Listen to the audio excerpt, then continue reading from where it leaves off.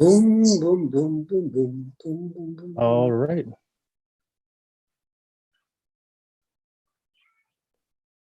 All right, we are live. We are live. Okay. We're live. We're live. All right. You guys ready? All right. We've been waiting. Everybody ready? All right, let's start it. We are live, yo. What's up, everybody? Welcome to another session of the Kava podcast. Hope you guys are ready for me to pass this couple content to you guys. You guys already know my name is Will. I am the host of this show. Hope you guys, if you're watching this for the very first time, if you guys are tuning in, thank you so much for tuning in. We have a great show for you guys tonight. And to all my supporters out there, to all my subscribers out there, thank you so much for subscribing. Thank you for supporting and sending me so much positive feedback. Thank you so much. Real quick, drop a comment real quick. We have a live chat, so let's get the chat active. You got to drop a comment. Let me know where you guys from, where you guys are tuning in. I know there's a live show. It's going to reach the entire world. And also, don't forget, let's get active. We have a great topic for tonight. We have a great panel of guests. Let me know your thoughts, and let's get active on the chat. Real quick, press, like I said, if you love the content, I really appreciate what I do. Please go ahead and please like and subscribe to the channel. Only if you love the content. If you support the content, love what I do, so that way you get updates every single time when I drop new content on my channel. Don't forget, if you're watching this for the very first time, what makes this show very unique, this is a live Zoom call. It's a public live Zoom call. So all of you guys not only get to enjoy the show, the great panel of guests that's going to join me tonight with the topic at hand, but also I also invite you guys, because I know a lot of you guys that follow me, a lot of you guys have something to say. A lot of you guys disagree.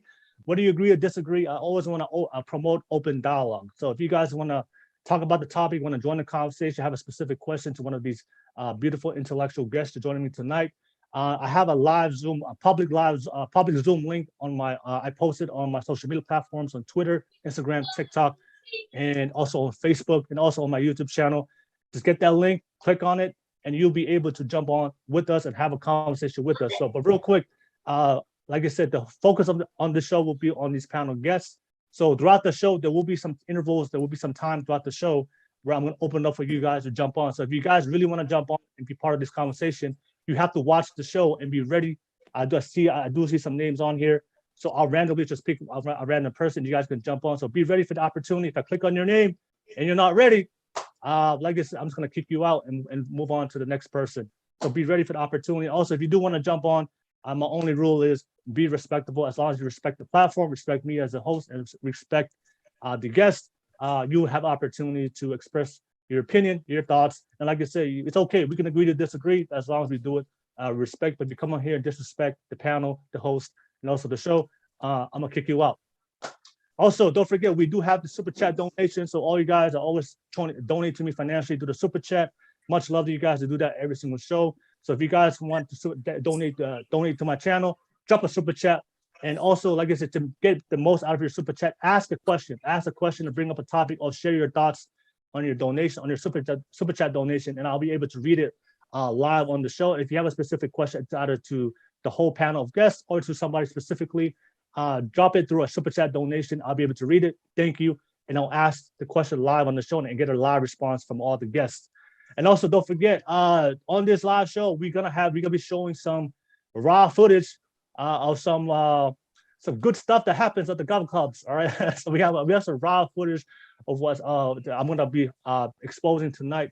So if you're under the age of 18 watching this right now, I highly suggest you go to sleep. All right, you go to sleep. So I have some raw footage I'm gonna expose today. I'll post it on this show. That's only for 18 plus. It's adult content. But nevertheless, we have a great panel of guests. I just want to say directly to all my guests on the show, thank you so much for all you guys for supporting me, and thank you for taking the time out of your day to be part of the show. Topic tonight, a great topic for you guys tonight. But let's go ahead and introduce the beautiful intellectual guests. I'll start with the ladies real quick. So I'll start with you, Irene. You can go ahead and introduce yourself real quick. Hi, I'm Irene. I'm from Arizona. I work in the behavioral health field. What else? That's about it. And I'm here I love debating topics, but I'm for propelling our Polynesian people forward. All right, nice. And what kind of poly are you, Irene, if you don't mind? I beg your pardon? What kind of poly are you? Like poly? Poly? Yeah, like you. Ethnicity. Oh, my ethnicity. Okay, so I have Fijian and Tongan, Chinese, and some Samoan. All right, nice. All right, thank you, Irene. Thank you so much. All right, go ahead, Leah. Introduce yourself real quick. Hi, I'm Leah. Sorry, on my way home right now. If there's noise. I'm Mohammed. I'm a mom, and I'm currently going through a divorce. Lots of things going on. I'm also a caregiver, and I am based in San Jose. So that's a little bit about me. All right. Thank you so much, Leah. And Leah, and you're talking, right? Yes. Okay. All right. Nice. All right. Thank you so much, Leah, for jumping on. Tui, people already know people may know who you are, so already recognize you. But go ahead, Tui. I know. Introduce yourself. My name is Tuisina. I work in communications. I'm in Waina, Hawaii. And for those of you who are watching from my Instagram, you already know. Oh, I'm Samoan, Hawaiian, some Japanese, German. You know how it goes. Yep, you already know. I'm talking about already starting shit. All right, now joking. All right, love it. I love it. Thank you so much, Tui. Thank you so much for jumping on. And like I said, I'm gonna go ahead to the go ahead. Xiaoxi, introduce yourself real quick, Xiaoxi. Yeah, Xiaoxi Venmo. I'm here in San Diego, and anything you know about me, you already know. Boss status. That's the alpha energy right there. All right, thank you so much, Xiaoxi. And last but not least, Savage, go ahead and introduce yourself real quick. Hello, my name is Savage Island. Peace and honor to the ancestors who've come before us. This content is not suitable for the children under the age of 18 without adult supervision. I feel that I must disclose that. Anything I will say is authentic and comes from my heart. I'm not influenced by any other force but my own. I would just like to say I'm only here because Will said he'll give me my green card. That's it. Hey, I'm trying to look for mine too. So we're both in the same boat. fresh up the boat. All right, thank you so much. Thank you so much for all you guys. I love your introductions. But nevertheless, let's go ahead. Let's start the show. All right, time is limited. Let's get it, y'all. Let's get it. So you guys already know the topic at hand is Faikava in Western society, stagnating the growth of Polynesian men. All right, so that was the topic. That's the topic at the hand that we're going to talk about, and also we're going to also talk about growth on different aspects of our lives, and only on Faikava after the Faikava topic. But pretty much when I think this topic came, it was me and Irene. We had a conversation. And we're just talking about growth. We're talking about Pacific Island community, and we just talked about Faikava and how Faikava is a beautiful part of our Polynesian culture. But now, today, modern society, there are certain individuals. I'm not saying all. I want to make sure everybody correct. I'm not saying all. I'm saying there are certain Kava clubs and certain individuals that are showing certain behaviors. And and if you talk to a lot of women, there's a stigma, when it comes to Faikava clubs now in modern society, where they associate infidelity, they associate violence, and all these things that happen to some Kava clubs. And we wanted to bring up, and also a lot of times, and that was a topic that we discussed also. Sometimes there's a lot of Polynesian men out there, that's all they do, they Faikava, and it kind of affects their growth in their life. So I heard it from both the men and the women, and a lot of women voicing concerns, and a lot of men, but that's the topic at hand that we're going to start off the show. Is Faikava in Western society, is it stagnating the growth of Polynesian men? And since Irene, you brought up the discussion, I started off with you. I guess I started off with you to open up the topic with us. What are your thoughts about the topic?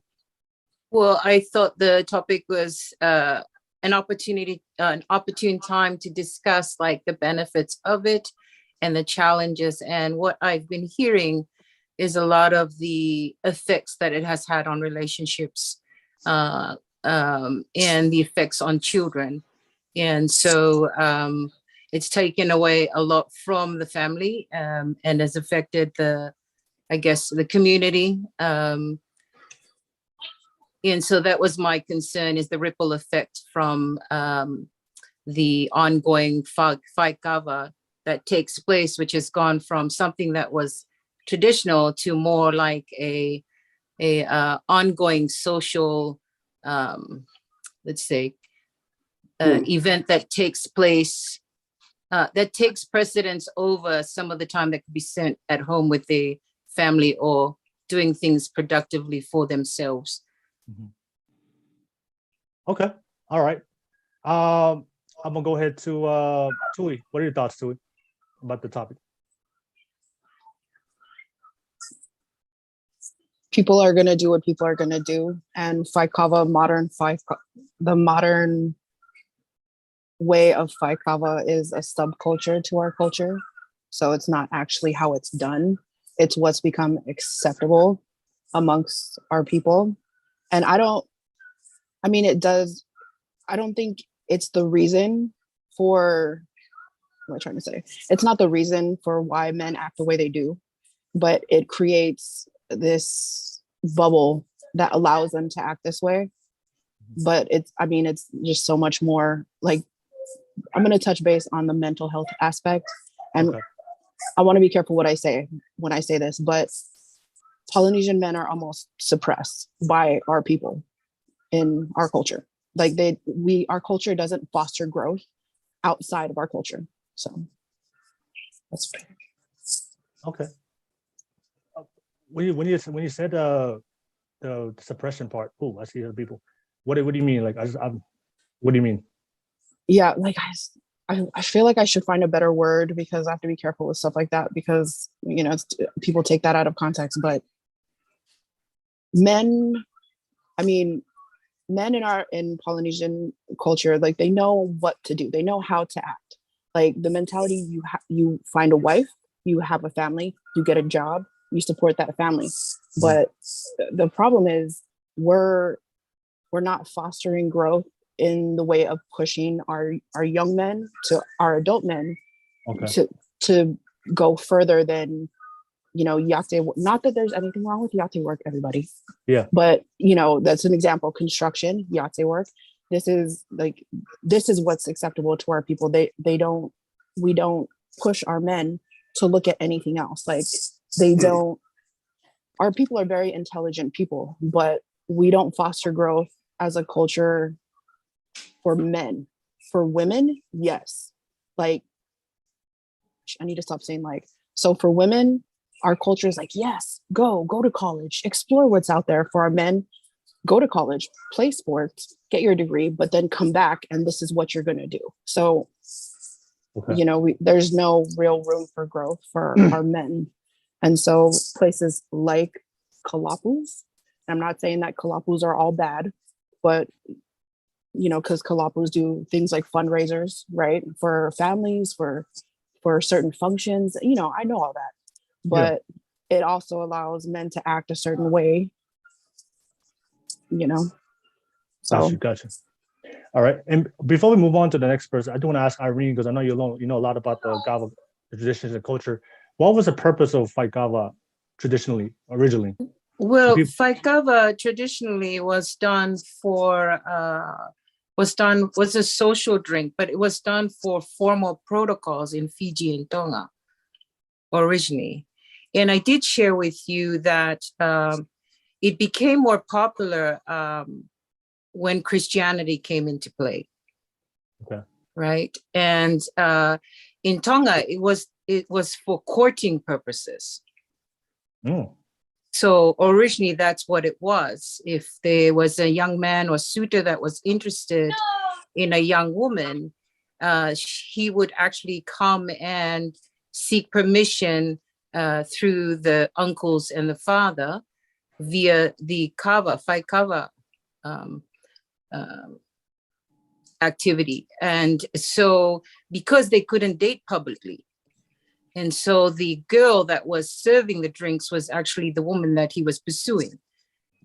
And so in different nights, the different suitors would come along to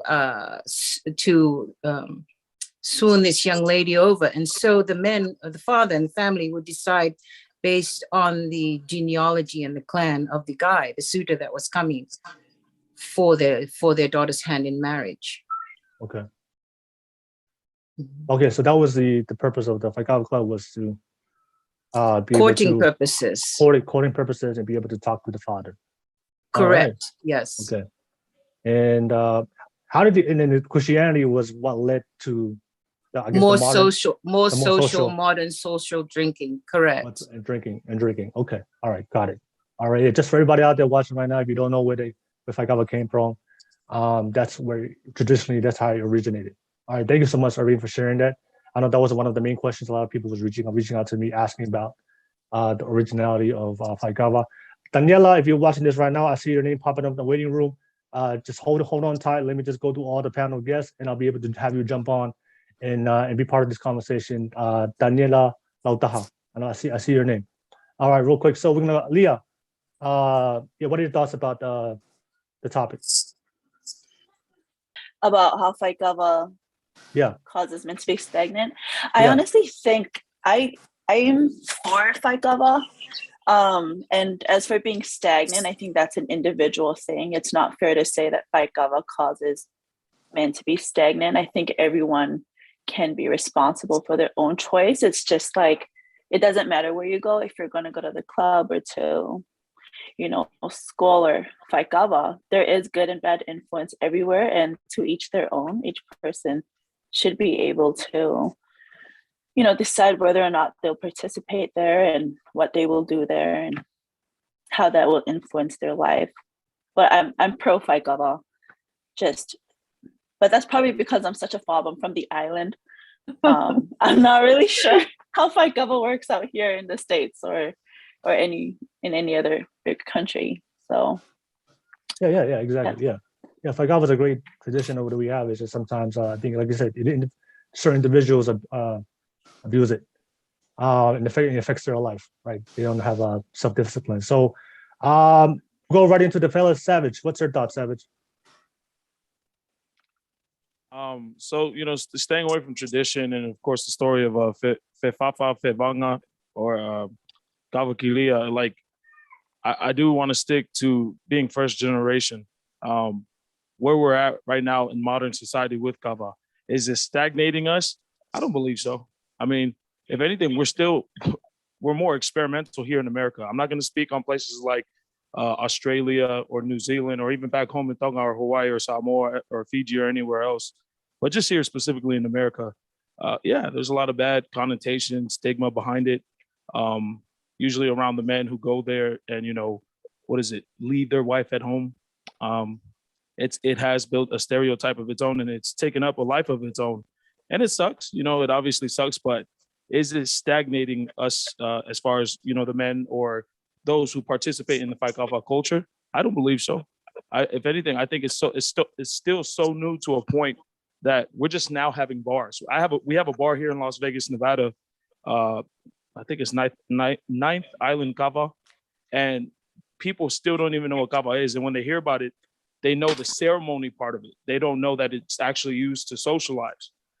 Me being first generation born here and hearing the old stories and hearing the tradition, but not ever participating in it, is it shameful at times when you hear this? Yes, because it takes away from the unique, the mystery, or how would I say, the mystique behind it. Because to a point, it's really spiritual. It's really spiritual, and in that sense, if it's not stagnating, it is kind of desensitizing the Kava culture. Mm-hmm. That part, that kind of does suck, because it shouldn't be a thing like, hey, we're going to fight Kava. Better let your wife know. You better let your wife know. You know what happened last week? Shiona and them, they went crazy last week. And then trust me, I've participated in some crazy things. I've seen some crazy things. I've heard even more crazier things. Is that a good thing? No, but I don't believe it's stagnating us. If anything, we're still in the experimental phase of how Kava can push us forward as far as a social thing, a Faikava thing, because I think it's more of a, I hope and pray that it becomes more medicinal instead of being prescribed to, hey, go and take this medication because you're dealing with these kind of pains and mental issues. No, hey, how about you go to Sione's house? They have a Faikava session there every other week. And, it's really proven to help people with their depression and their mental health issues. I hope and pray that's where we can get to one day. But as far as stagnating us, I don't believe so. Always a Sione. Always Sione. Always Sione. Sione. All the Siones out there. Something. Yeah. Always Sione. Blame Sione. All right, no way. Thank you so much, Savage. And yeah, like, and just to go off what you said, yeah, I've seen it too. Like, Like I've seen things happen in the Faikava club, but there's like I think somebody sent me a message on the DM. He said like the analogy like guns don't kill people, people kill people. It's like the Kava is not at fault. It's individual choices of people are making in the groups that's doing these things. So, but last but not least, Chelsea, what's your thoughts? Chelsea? Thoughts. Well, first of all, Irene, thank you for bringing that back. You brought me back lots of memories being in Kava ceremonies, and back in Tonga, also here in the States. And wow, what a topic, right? But really, when it comes down to is what's missing in somebody's life that they need something to go disturb themselves or take place of, right? You really got to take a look what might be missing. I'm not saying this is what's happening, but we want to consider there's something missing in a relationship or missing in their life that they have to go sit around and enjoy themselves. Or maybe there's nothing missing, right? But so the way that I look at it, there's absolutely nothing wrong with what we have in terms of in the islands and back and here in the States. It's all about the intention. What are the intention and why are they going there for? Got that? Whatever their intention is their intention, whether it is for courting somebody or just to hang out. What I really want to consider, have you guys consider is what is missing in their life. Like what goal is not being met? Why are they stopped at this point? And at the other side, is there anything wrong with it? Maybe not. And I have it that we're having this kind of conversation. And I in the midst of this conversation, what I was thinking about is why are we having people that are actually going out to Kava clubs participating in this conversation? The difference would have made is if people were participating in the Kava ceremonies or here in the States, would make a difference, because we're just having a round the conversation instead of having those that really affect or those that are participating in the Kava ceremonies, have them be heard. Right? Because we can sit here, we can punch this until it falls down and give us whatever it is, but really doesn't do any good if we're not interacting with who they are. In other words, we get into the world and we see what they're going through. Because I have it in this conversation here, we're all rolling the same ball. Like, get people to participate in this type of conversation. You want to get both ends so that we walk with something that's powerful. Yeah. Yeah. Right. So let me ask you guys real quick before Daniela, I want to add you real quick. I just want to ask one last question to the panel before I bring you in. So I guess my question is like, what is the solution, right? So like, because from a lot of the feedback I got from a lot of the women, they're up, they're tired of the men going out there and cheating or flirting with the doa or flirting with the girls at the Faikava clubs. A lot of the feedback I got was like the men wasting their time at these Faikava clubs, and they're at home taking care of the children, and they're just wasting their time and not doing anything productive. So what's the solution, right? Because I know there was a lot of people that were pro Kava. A lot of men reached out to me. They're upset with me talking about this, and because they thought I was negatively talking about Faikava, and I had to let them know, no, Faikava is a great thing, but you can't ignore the fact that the reality is like there's some certain Kava clubs and certain men out there that's behaving in this way. That's not a great representation, not only for themselves as an individual, as a human being, but also for the tradition of Faikava. So what is the solution?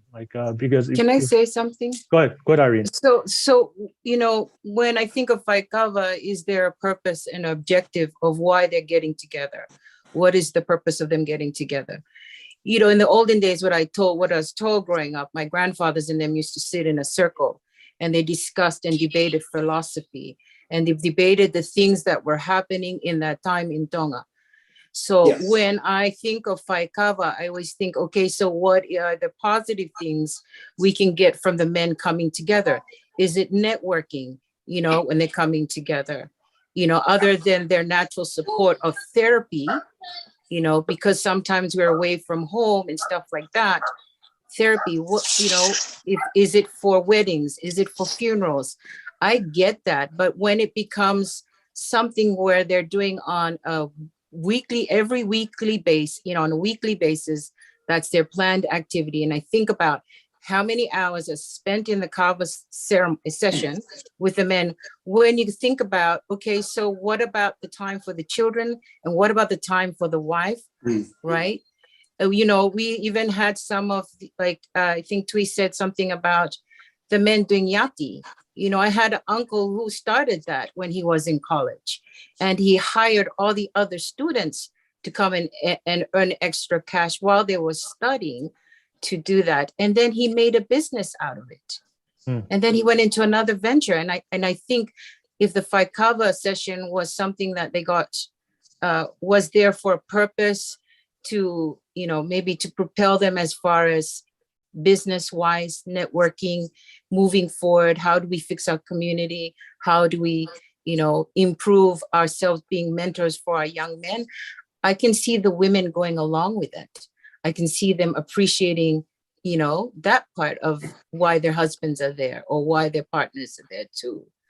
Yeah, but I think that goes back to the communication part, right? Correct. And if men are walk away from their family to go to a Kava weekly, whether it's twice a week, once a week, right? I have it that the foundation of communication is not there, right? There's no platform for communication. So if we sat down, we had some kind of platform that there was, here's how we're going to communicate. When you do things, you tell me, like that kind of, right? There's no platform for communication. And that's, we have it that all the alphas just do what they do. Yeah. There's not an opening or clearing to have communication where what the wife says matter and what the husband says matter. We're going back to the alpha thing. We just do what we do because that's all we know. And we're stuck in this world because we keep following that way of being. I'm the man of the house. I provide. You shut the hell up. You stay at home, and I'm going to do what I do. Yeah. So we're going to have to take a look. Not we here, but all of us in the rest of all of Polynesian really have to sit down and truly get and understand what it takes to take on your communication, so that lens is powerful. Yeah. That I love you and you love me. And so there's no yelling, there's no argument, there's just a conversation, a clear conversation, so that the wife can take care of what the wife needs to do and the husband to take care of what he needs to do. So it goes back, it's always been about communication. We just haven't figured out how to really deal with communication, and that we don't take it personal. Because that's what Tongan men knew is we are the one that run the house. What I say goes. So we truly have to take a look at the way we communicate. What is it about us men that have it that we have to be the hammer in the family? Yeah. Right? This is a true partnership in here in the States. And the partnership doesn't mean that he gets to do what he needs to do, but really a conversation of how can I help you? How can I help you? How can you help me? It's partnership. And in partnership, you don't get to go and do what you do and what you feel like you need to do and leave the family at home. Once again, that's a conversation that we as individuals, as people here in the States, need to take a look at. Because we're bringing the old way of being. I rule the house. It's my house. I make the money. You shut the hell up and let me do what I do. You might want to take a look. And for those that are listening, whether it's now or tomorrow, you might consider sitting down and really think about what is it about me or what is it about you that has you do what you do and you leave the family behind. And you go to your own adventure, like going to the Kava club and doing what you do, instead of spending the quality time that Irene was talking about, spending that quality time with the family and the wife. So you can build something new instead of coming from something old, leaving away with something old and never building a new legacy. Yeah, I love what Irene said, that we've lost the purpose, right? The purpose of Faikava. Yeah. And just reflecting on my own experience, right? Like I remember, when I grew up, I didn't even know what the purpose of Faikava was. All I knew was a place where we just go and there was a doa and we just sit around and talk and have fun, right? but there wasn't an objective. There wasn't. I wasn't taught the purpose of the reason of what Faikava was. And as I got older, for me, and then for me, as I got older, and I wanted to grow and become a better man myself, I realized a lot of the conversations that we had. I started to lose interest in Faikava because I was around these guys that we were just talking about. We were just talking, but there was no application in our life. It was all talk.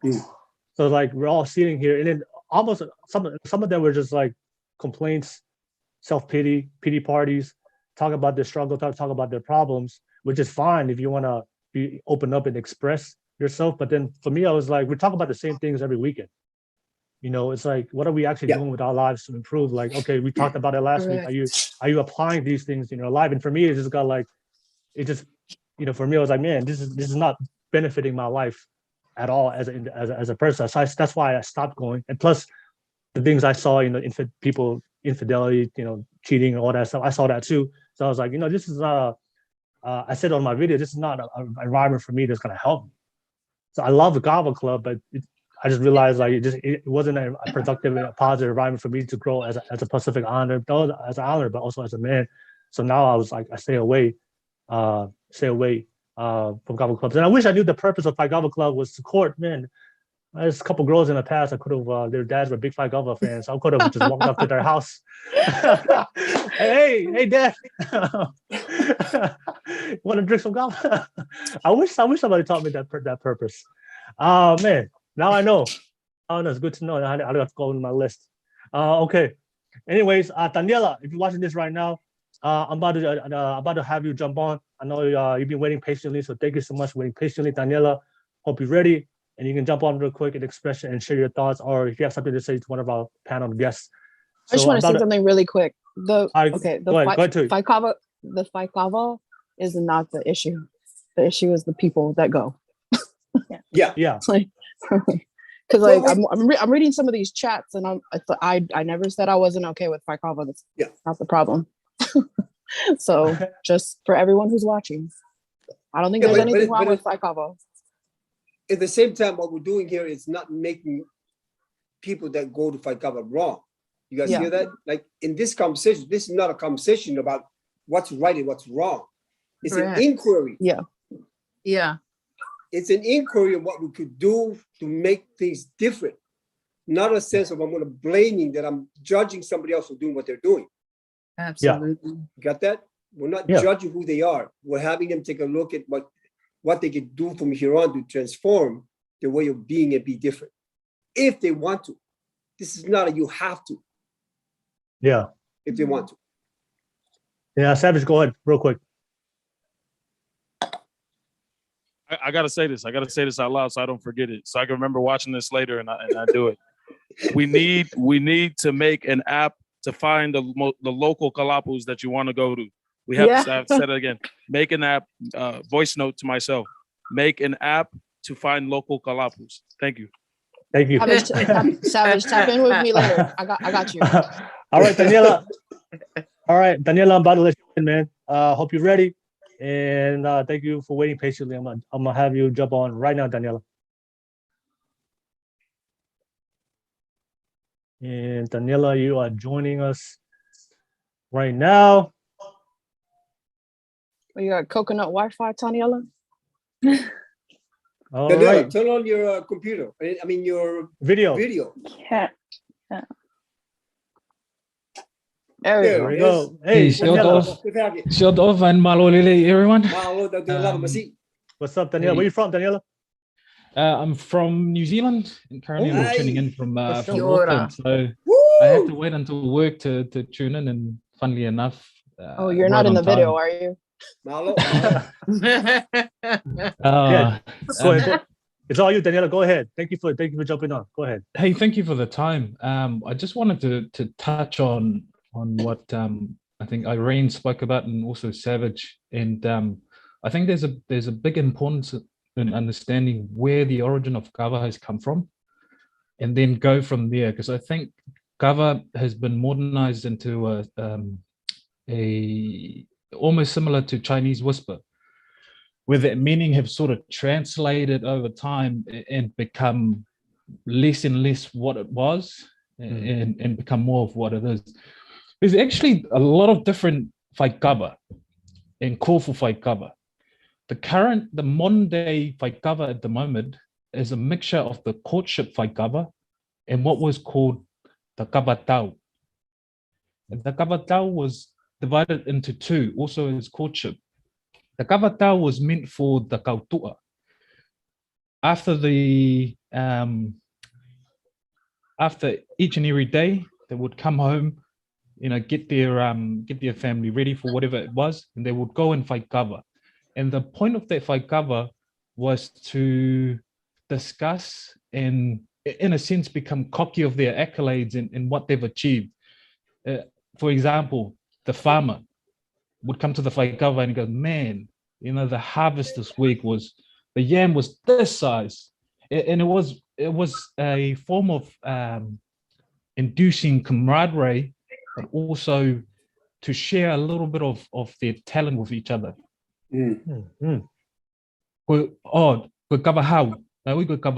Sorry if I go back from Tongan to English. I'm still fresh in a sense. So part of my talk tonight will be a bit mixture of Tongan. Now, I want to go back to the origin. The origin has been watered down due to Christianity, but the origin of Kava wasn't actually a daughter of Whevanga and Whiwhawa.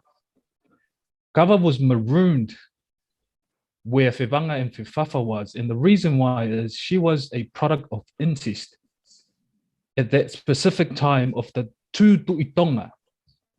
It was a male and a woman tuitonga at the time, and their relationship with each other was Kava became the product, and their father, who was ashamed of this, marooned Kava. And that's what, if you guys have ever had the privilege of being part of the olden day Kava, of the Faikava, you would usually, if someone was to swear or to do something really inappropriate during the Faikava, you would hear them say, "Hu Kava." And the reason why they say that, it's because she's actually the most purest Tuitonga blood. Not only that, she was the only female, and she was the fahu of Tonga.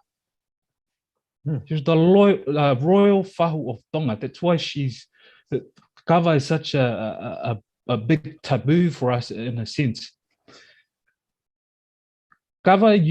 When Kava was killed and sacrificed to the Tuitonga, and the Tuitonga heard of this, and as the story progressed to the tree of the To and the Kava, the first Faikava was to initiate the Tuitonga of that time. And you would notice from ever since then till now, no Tongan Tui would ever be legitimized without a Faikava.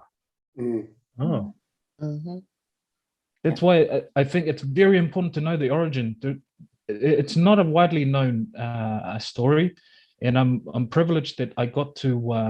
I'm currently in a Kava Kalapu with a Matapule to the house of Ma'afu as part of the Kalapu that Awesome. and he shares all these stories, and I think all of you guys are right.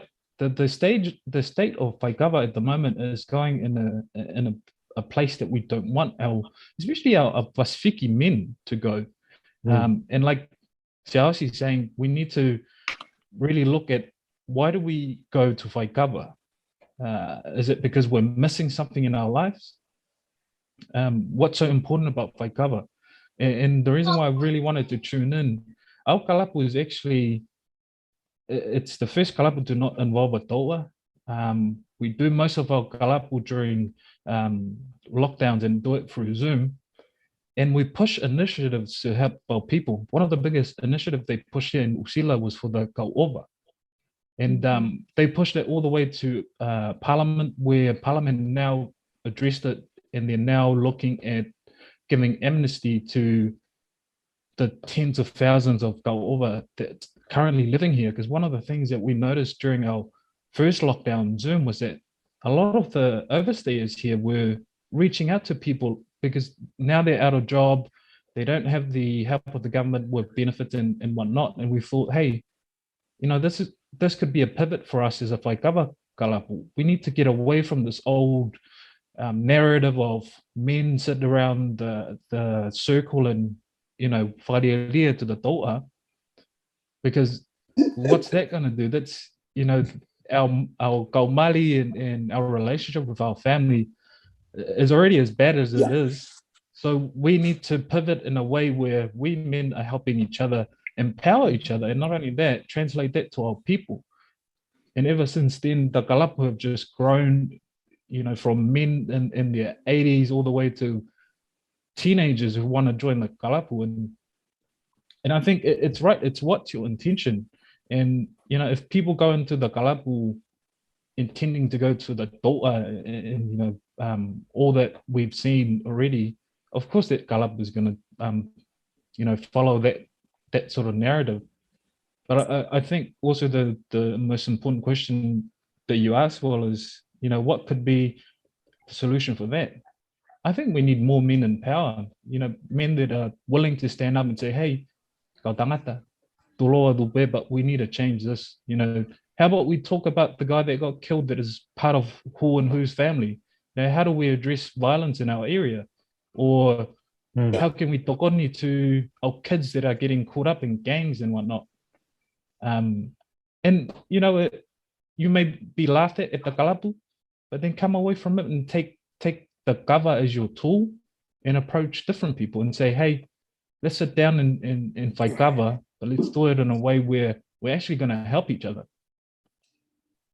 Yeah, I love what you said, Daniela. It's like it's getting back to the purpose, right? Make Faikava purposeful and taking initiative. That's something that's starting to miss. It's missing in the Western kalapus.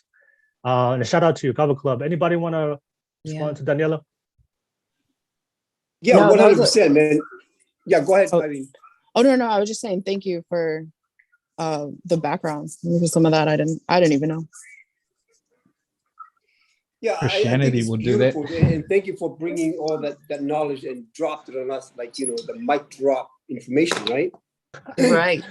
And, you know, going back to what your last message is, how do we get men empowered that when they go into a kalapu, the conversation is different. That there needs to be a transformative conversation that people get, so that way that they're empowered. In the way that I'm seeing kalapu here now in the younger generation is, it's all up for grabs. It really doesn't mean anything. It's such a fad at this moment that it's just, they're taking on whatever that they're doing because it's kind of cool. But how do we, like you said, Daniela, is how do we get young men to really take this platform of the Kava ceremony and making it so powerful that each man that walks into the club walks away differently. So you're talking about the future generation and how we get to deal with them. What is needed is more conversation on how to become leaders. Exactly. Leadership, right? So if we don't teach young men to become leaders for themselves, and leaders for their family, leaders for their community that does not exist, will not exist in the next 10 years. Right? That ball is already rolling. It started rolling back in the 80s when I got here to the United States. And it's gotten bigger and bigger in the BS of it. So we need to have this sub-conversation a lot more than ever in teaching kids in the next generation to become leaders for themselves, that they make a difference, that they all show up as leaders in their own way, that they have a dominant effect when they speak in the word that comes out of their mouth, in the word of empowerment. What do we do, like you said, what do we need to do for our family? What's really happening? How can we, this is where the conversation needs to go. So Danielle, you're on point with that. And thanks for saying that out loud, because it makes a difference. Thank you. Yeah, that was good, Daniela. I like how you said you had a mata pule at that Faikava, and there was an educational process that took place where he handed information from him to you. Yeah. Does that make sense? And I think some of that education can happen in the Faikava session, where we're still passing down those, truths, those cultural protocols that have been missed along the way as people have migrated out of Tonga, right? we need our elders to also step up and do the educational part and lead for the younger generation. Yeah, because it's our identity. It's who we are. Yeah. Yeah, just to go off what Daniela and Sasha said, like in the leadership, I totally agree with it. We need more leadership. We need more leaders, people to step up, to take initiative. And also, like, we need more men to not be afraid to be different. You know, because to be a leader, you have to be men. Yeah, you have to be a leader. You can't be a follower. You know, just follow what everybody else is doing. You got to stand by your morals, your values, and what is right. And that's something I really appreciate everybody here in this having this conversation, and Chelsea and everybody here, that we're doing something against the norm of the Pacific Islander community. And it's gonna be a hard thing to do, but it's something that's necessary. Because because all it needs is like a domino effect. What Chelsea said, all it needs is one person to do it. One person does it, somebody will see it. That's a part of the issue, though, right? Because it does fall to our elders, right, Irene? It does. But our elders, everyone wants to be a chief. No one wants to be the Indian. So at the same time, we can't all be followers. But the problem is finding someone to lead that people are going to respect. And it can't be women in our community, because women in itself, we cannot, a man will not follow a woman, realistically. Like, you know, so, and in our culture, in our society, we need strong men for the survival of that society, right? So who does it fall to? I'm just throwing that out there as like my opinion. I'm sorry. Well, first of all, I want to acknowledge what you said about women not being able to become leaders, and I have it. That's BS, especially in the Polynesian community. Like your voice is just as, because you're a leader at this moment. You are a leader at this moment. You're on this platform because you have it. We all have it, that you're part of it. Your leadership exists somewhere. And your word that comes out of your mouth is powerful. Don't have it that only men have the say in your life, because what you say is powerful, right? Every woman at this point in this point of time in life, we can all contribute to the next generation, simply by standing up and saying what you need to be said, because it needs to be heard. Don't discount yourself from this conversation, right? Because we all are the one that's having this conversation. So don't take any power away from someone that's listening. So I just want to clarify, because this is the issue that always happens when I say stuff like this, right? I'm not saying that women cannot lead. But realistically, in a society like ours, because our Polynesian culture is not a big society, right? So when I say women can't be leaders, I mean we need strong men for us to follow, to take their lead, because we push our men. We make you guys great. It takes a strong woman to help her men lead. That's what I mean. I'm not saying that we're not leaders. You know what I mean? So like I always have to elaborate on like. So anyone who's watching, especially my females, especially females who do follow me on Instagram, you already know what I mean. I understand where you come from too, because the majority of the Kava drinkers are the men, right? So no, of course, women can make an impact on this, but there's a bigger. I believe if a man does it, there's also bigger impact, because the majority of the Kava drinkers are the men. So Savage, you have something to say? I just wanted to say thank you for Daniela speaking that, because not only is that now recorded, it's a part of history. My son can look back at this and watch it. It's important that we, distinguish or identify myth to fact. I had no idea that Kava was tapu, in the sense that, the story I'm growing up with Fefafa and Fehevanga, like, oh yeah, it's a beautiful story. They sacrificed the daughter to feed the king. Hearing that now, and not only, I've been working a lot on a lot of decolonization, as far as a lot of theories that I have to go back on, things that I've learned from my grandparents versus things that I've learned from books, things that I've learned from Westernization. And, I'm not going to lie, more and more that I keep tapping back into the past, I tried not to get emotional when he was speaking about it, because all I could think about was the twisting of the history, how, Chinese whisper, it passes down, and then it changes, and then it changes, and then it changes. For the fact that, you know, you spoke that, of course, a lot of people are going to watch this and be like, why the hell did that guy say it? He's trying to demonize Kava. No, that's not what it is. It's just giving you some insight about where Kava starts from and how we can make it better now. Because that's the point, right? The solution is, how do we make it better from here? We can do that now. So I just wanted to tell you, Daniela, man, and I appreciated that. Thank you. Hey, Daniela, thank you so much for jumping on and sharing your opinion. Really much love to you. Just before you Daniela. push me up, I just want to say, in terms of women in Kava, there's actually a Kalapu Kava Tonga here that's run by all women. It's Yes, called the I heard Kalapu about Silent that. Whistle. Yes. And it's Kalapu Rongo Mapu. So women are taking the space as leaders in their own right. And I support what Tui is saying, because she is right. We need strong men, and strong men can only be raised by other strong men. And also at the same time, not discrediting what Xiaoxi's saying. Xiaoxi's absolutely right. We live in an era where it's a partnership between men and women, that women can become leaders. And oftentimes as men, we often need our women to hold us accountable.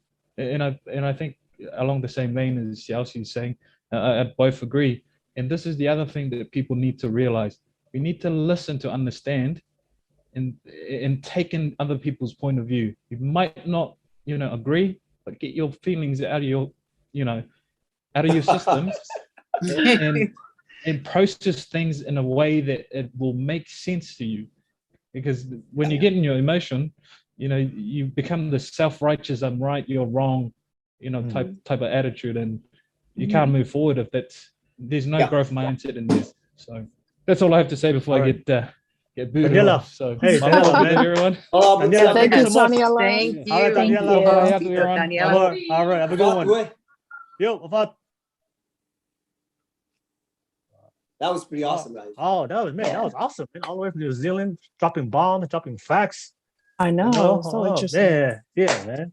Thank you so much. Thank you so much. I see Ipo. I see you on the waiting room right now. Ipo, I'm gonna come to you. Let me just transition to the next topic. But real quick, I see there's about 20 people watching right now, and I see a big problem. 20 people watching. There's only 4 likes on the channel. Come on, y'all. Oh yeah. You're already watching. Don't make it weird. Don't make it weird. Don't be suspicious. But yeah. Just hit the likes. We're not gonna say anything $5. until you guys like it. We're not gonna say nothing. Man, just ninja watchers over here. You already watching. Just like it's free. Just like the channel. Just like and subscribe. I know. Get those subs up. Come on, you already watching this right now. But anyway, like I said, it's your choice. Yeah, I'm not entitled. But yeah, much love. Thank you so much. But nevertheless, let's transition to the next topic, because the topic at hand was stagnation and growth. I do want to talk on a topic that's kind of big, that's occurring in our Polynesian community, is mental health. Right, mental health. That's something that's happening a lot within our community.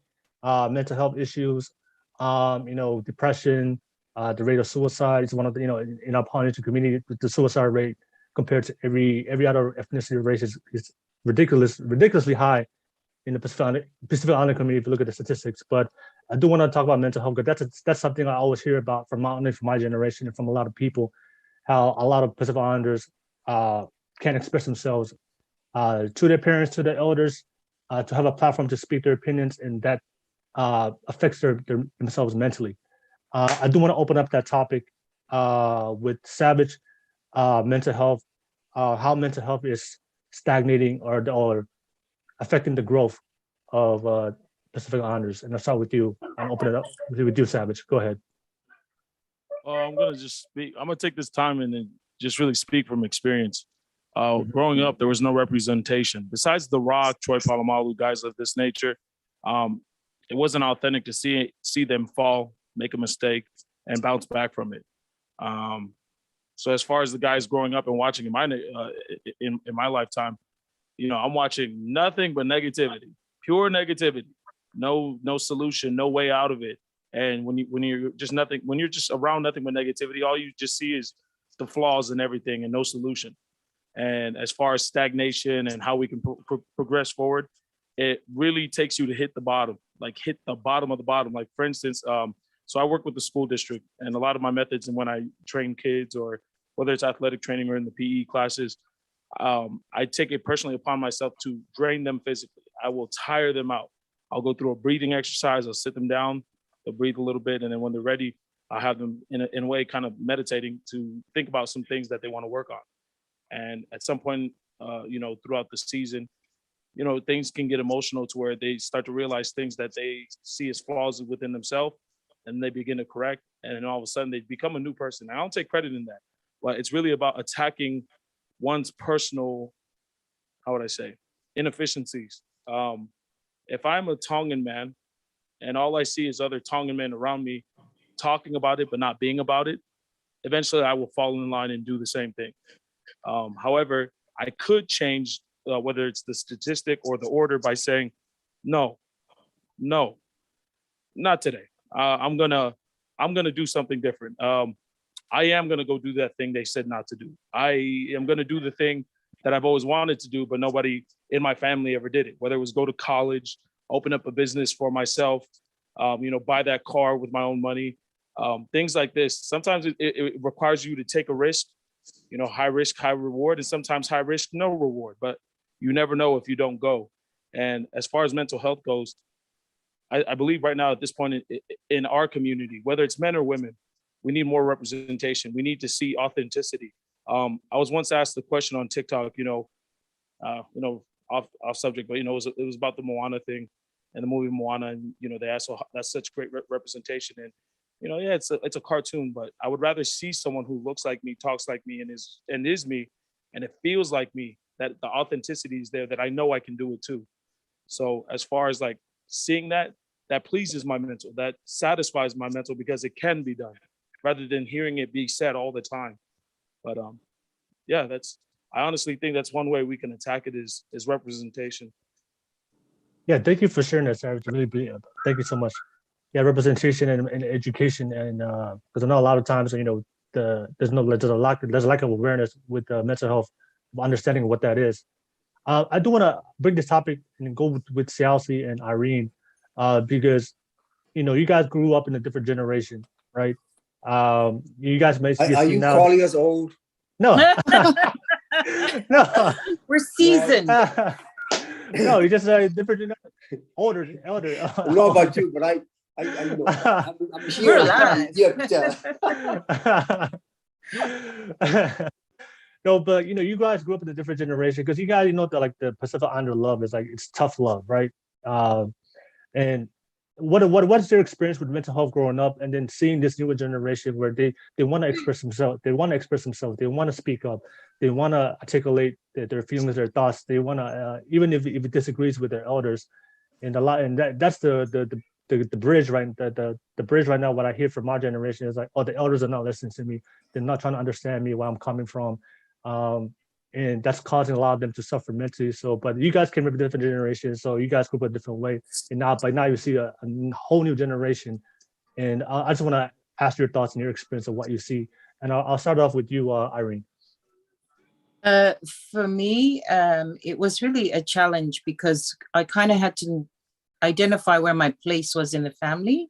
Mm-hmm. Does that make sense? There's certain protocols and things like that. So I really couldn't express myself growing up and my feelings towards how I felt about things. I think I grew up in an era where children were seen and not heard. Mm-hmm. You just do what you're told. Yep. But I took the good things of our culture, and then I brought in the other good things to add to it when I raised my children, because I felt communication was really important, and allowing my children's voices to be heard. Mm. And so communication, a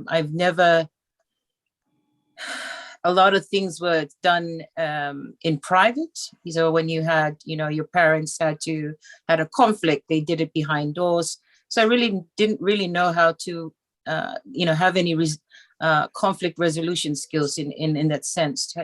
When you see that dynamic happens between parents and your parents in their relationship. So that was a challenge.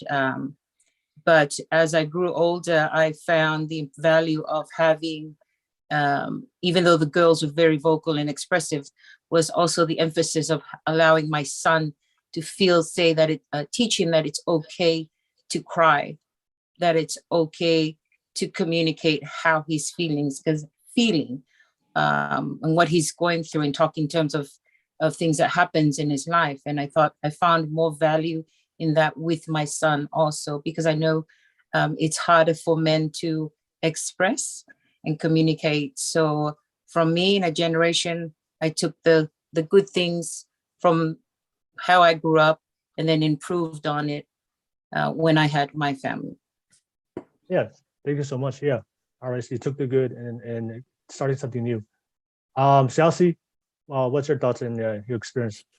Listen, culture is constantly changing, right? And then, I mean, well done. I mean, simply saying that you took the most valuable part of what you grew up with, and you're mixing it with this new thought, new things in life. It's exactly what it is.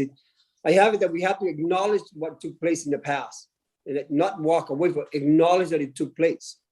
And the only way that we can move forward is that every single person, right, create something that's different for themselves, so that they walk into a new being and not be stuck in the past, right? Because we can't do anything about the past. The past is the past. It is where it's at. What we can do is take the very few things, or all of the good things that has been awesome, and incorporate new things that would make us extraordinary. So I'm not going to dwell on what happened to me, 20 years ago, 30, 40. Did I say 40 years? Okay, 50 years ago. 50 years. I'm not going to bring that up and have it live in my future. My future is determined by how well I can mix my past and my future, and being in present this moment. What can I do now to better it? Right? And I want to hear Leah talk about that, knowing that you come from, you're a fob, right? Yeah. You're a fob. And now that you're here in the States, what is it that you do different now, so that the next generation gets something different other than your experience of life, whether it's good or bad? Well, kind of relating to what Irene was saying, how she was saying she felt like she couldn't fully express her thoughts or her feelings growing up. It was kind of like that growing up back in the islands. You have to pretty much just listen to what your elders say, and but it did change eventually with my father. He's like my bestest friend. He developed as a person, and just started to sit my siblings and I down one by one, at least once a month, and just talk to us individually about what we're going through. And he's the biggest Faikava person ever. My mom has the biggest problem because my dad's always at Faikava. But the reason why I don't believe Faikava is the reason why men are stagnant is because even though he goes Faikava, he wakes up early in the morning on Saturdays, goes to Uta or to the bush, and then still has a job Monday through Friday, and then makes time for us children. So I think learning from that was, I'm still learning how to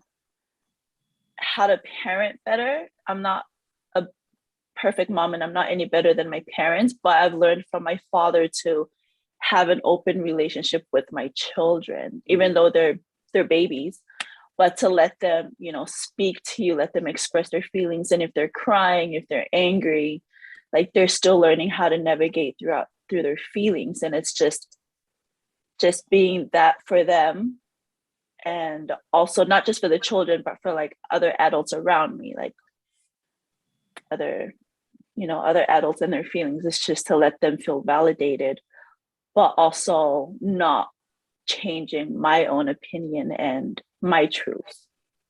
But Leah, let me ask you. Leah, let me ask you, what was the hardest thing that you wanted, I guess, that you wanted to express or bring up, that you ever had to do in your life? That was what was that? What was the hardest thing you wanted to express but you couldn't, but you feel like you couldn't? You mean back in the islands growing up, or well, right now? It doesn't matter. In any phase, in any part of your life, like what was something that you wanted to speak up on, but you felt like the elders didn't want to understand you, they didn't want to listen to you, but this is something you were adamant, like, this is something you wanted, but you found it hard to bring it up. What was it? Okay, well, I can't speak of anything recent right now, but Okay. I guess like growing up, I'm also a Mormon, LDS, Okay. and we always had missionaries come over. We fed them every time we could, and I guess it was like an expectation that everyone just expected. Well, you're going to be a missionary when you grow up, and I'm also adopted, but I never ever felt like I was ever different or treated differently. So growing up, like I did feel truly, absolutely loved by my parents. But one concept I couldn't wrap my head around was how could I be in part of the eternal family that our church teaches if I'm adopted, right? So at the age of like 17, 18, my parents were, not just my parents, but like other leaders of the church were pretty much talking as if I'm about to go on a mission. And then I realized like I can't go be a missionary and preach something I don't fully understand. Like how does an adopted child become part of an eternal family? So it was hard for me to open up to my parents about that and let them know like, hey, I'm not going to go on a mission. And so when I was about 18, I told them I'm not going to go on a mission. So I also got in trouble. So my dad like blew me out of Tonga, sent me to Australia, and he said, if you're not going to go on a mission, might as well go learn how to grow up as an individual. And I felt like that was the hardest thing to do because as a parent, I wanted them to feel proud of me, but I didn't want to lie to them and tell them I was going to go do something I didn't feel 100% with, if that was your question. Wanted you to grow up, and he sent you to Australia? Yeah. Well, I also did something I got in trouble for in Tonga. I had a boyfriend. I wasn't supposed to have a boyfriend, and he like moved me to Australia. He said you could either stay here, but if you stay here, you're gonna have to get married, or if you go to Australia, you could go to school and go to work. So which was it? And well, I chose to go to Australia, and I had wonderful cousins and family that kind of pushed me. I think Daniela probably goes Faikava with one of them because he was talking about something one of my uncle does. Anyways, twist of the story was he sent me to Australia, and my family snuck a Book of Mormon with a bunch of testimonies in it. And I was kind of like going through trying to figure out like what my testimony was. I would attend a lot of different churches, and it was crazy. But at the end of the day, I realized like I was all alone in this country. Well, not completely alone. I had loving family, but my parents were letting me choose for myself, like what I was going to do. And I realized reading throughout the scriptures and the testimonies of my siblings was that it didn't matter whether or not I was adopted or not, but Heavenly Father is my father. And if he put me in this family, that was my family. And so, that just knowing that I'm a child of God, and it doesn't matter what anyone says or what anyone thinks of me. My parents are my parents. And so I decided to go serve a mission. And I actually flew back to surprise my family almost a year later and told them I was working on my mission papers. And but my dad was like, don't you have a boyfriend? Aren't you going to do anything with your life? And so I surprised him and told him I was working on mission papers. And that was just absolutely twist of events for him. But yeah, that was something that was hard for me to speak to my parents about, was that I couldn't believe in that. So they let me go and figure it out, and then I came back actually doing what they wanted. So that's Malo Faikava, Malo. All right. Far from that. Hey, Ipo, I see you, Ipo. Let me just finish this topic right here, and I'll let you in. Just thank you for waiting patiently. Ipo, I see you in the waiting room. Before I pass it to Tui real quick, I just have I'm very curious because we talk about mental health and speaking up. So I want to have a question to Siasin and Irene, because I know you guys grew up at the time where like our elders was very strict, like whatever they said, we just follow. I want to ask Siasin and Irene, was there ever something you wanted to do for your life that you didn't express it and then now you regret it today? Like something you wanted to do, something you wanted to say to your parents, something you wanted to bring up, but you felt like you couldn't. But looking back at it today, like you regret, man, I should have just did it. I should have just spoke up on it.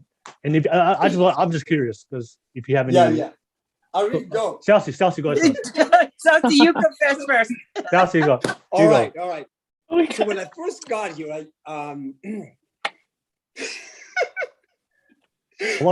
so I fell in love with ballerina dancing, and I always wanted to be a ballerina dancer, but I didn't know how to do it, and I didn't know how to ask. I had no idea. Okay. And so that was the one thing that I never got to ask my parents: how can I become a dancer like those guys? Right? Because I had it was the most beautiful things that I ever seen, and I never got to ask my parents. That's it. That's why I laugh. I'm like, you asked for it, I tell you. I wanted to be a ballerina dancer. Did you practice behind closed doors and like do the twist and everything? Let me tell you, I can do the twist. Hey. I can throw the legs out. That's a 9.0 Airbus pirouette. Let me tell you, don't let me do the splits now. That's a 10. That's a 10. Thank you. 10 across the board. Yeah, that was it. That was it. Oh wow, man, that's Thank you for sharing it. Hey, and same thing, Irene. Same question. What is your question again? Something that I regret. I wish I had asked my parents. To speak on something you wanted to do, but they disagreed. And looking back at it, like you kind of regret, like, man, I should have just done it. Like Sialsi, I was in dance. I ended up doing music instead. They wanted me to do music, to study music. Yep. I enjoy music, but it wasn't my thing. But I found my love more in behavioral sciences. Okay. It totally shifted. But I wanted to go to Utah University at that time. They had a great dance program. So they sent me to BYU Hawaii to do music. All right. And I'm still doing music now. It's my therapy. All right. Can we get a dance move like Chelsea? No? Yes?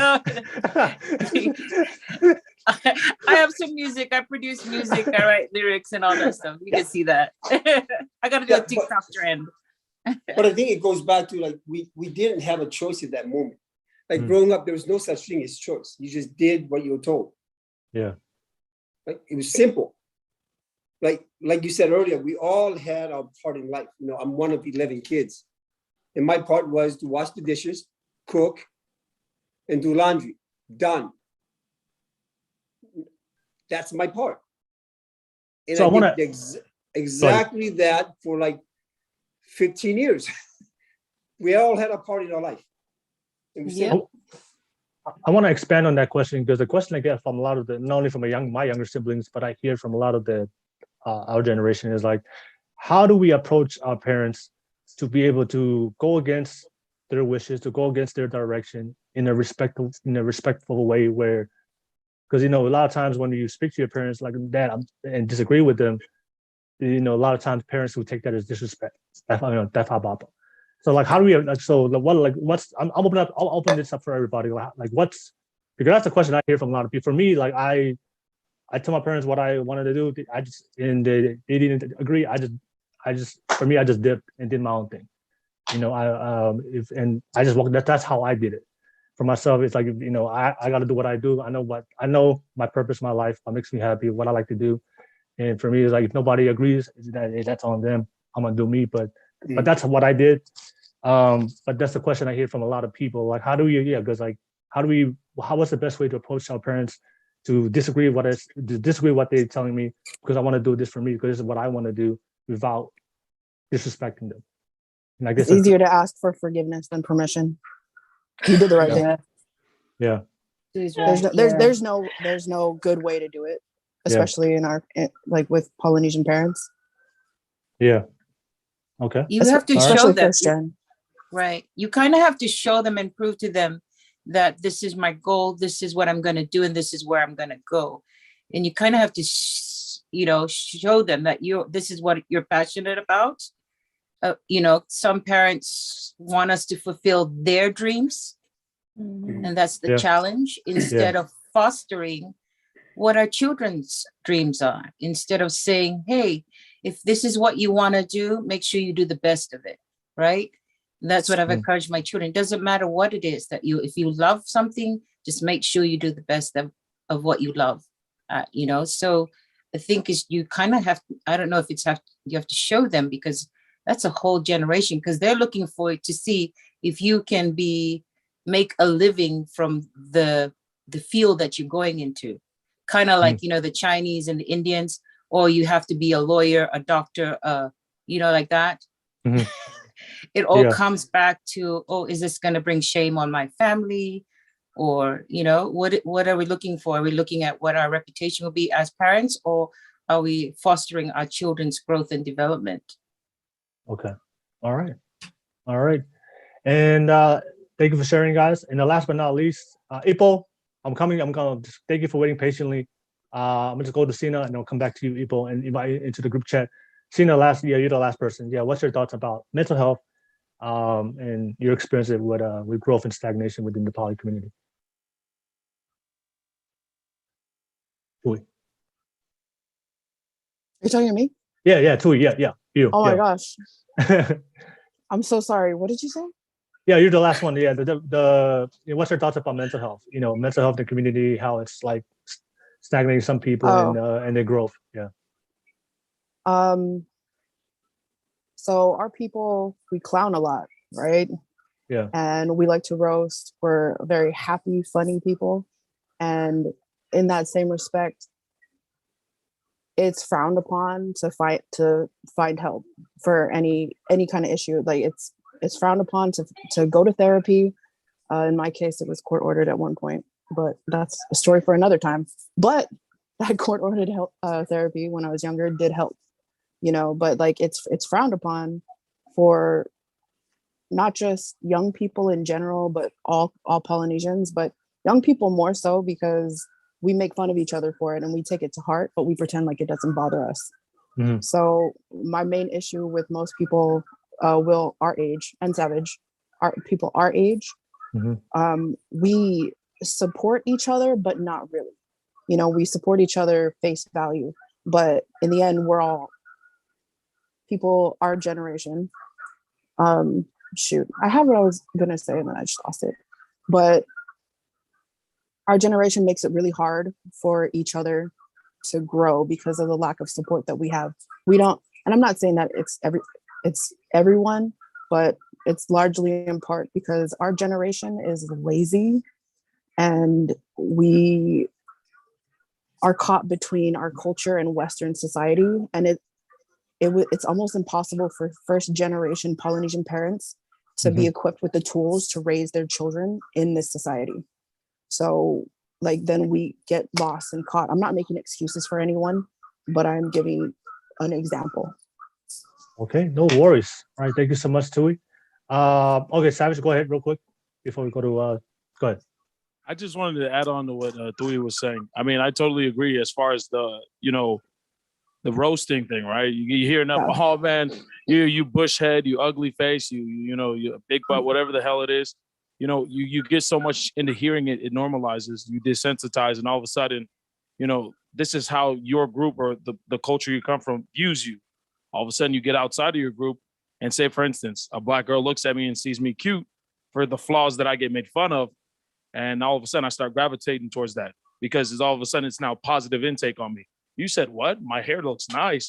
But my sister said my hair looks bushy. It looks nappy. It looks ugly. You like my hair? You want to braid my hair? Oh, wow. What else? Next, you know, it starts to grab on your mind because all these things you've heard negative growing up in your life is like, well, I never thought of it that way. I never looked at it that way, but thank you. I appreciate that. Yeah. And all of a sudden you start to kind of grow out of your circle. And I'm only highlighting this for the mental health issue because if you don't tell your parents, the worst case scenario, I believe, and Jesus Christ, if I say this, I hope I don't go viral. You end up a porn star or a prostitute, selling drugs, doing something else that you're not supposed to be doing, all because your parents couldn't elaborate. And I don't blame the parents. I know it's a generational thing, but I believe it's just the effort. It's the effort. It's just saying, hey, I don't agree with it, but if I have to be there for you to support you, I will. I will do that. And yeah, I mean, Dewey hit it right on the nail. There are so many people I could have growing up, there were so many people I could have just been like, you know, support them, just little things here and there. And because I chose not to, it could have been a factor to where they're at today. So thank you, Tui, for saying that. Yeah, thank you, Savage, for saying that. Before I go to Ipo, I know that waiting room right now, for everybody out there that wants to do something for their life, but nobody's supporting them, just understand that for me, it's like whenever you do something that's never been done before, you can't expect people that have never experienced it or never done it to support you.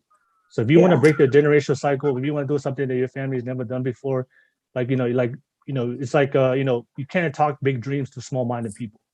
They don't understand, right? They will never understand because they've never seen it, they never experienced it, they've never done it. So even if your parents, right? So like, if you want to do something you've never been done before, just understand 99% of the time, no one is going to support you, even the closest to you. And it's not their fault because it's just something that they don't believe in, they never tried, and they never experienced. And you can't expect people to believe in your shoes if they never walked that path. I just want to share that real quick. And also, I see the likes went up, yo. I see the likes. We got 11 likes, but we still have 20 people watching. So there's 9 of y'all that ain't liking this video. So stop being a ninja watcher and stop being gaga and like. You gotta take down the hair. Take down the hair. But if I get 20 likes, I'll take down the hair. I'll take down the hair. All right. But anyways, Ipo, I know you've been waiting patiently. Thank you so much for waiting. I'm about to add you in right now. So Ipo, I'm about to add you right now if you're watching. All right, let's go ahead. I'm adding you right now.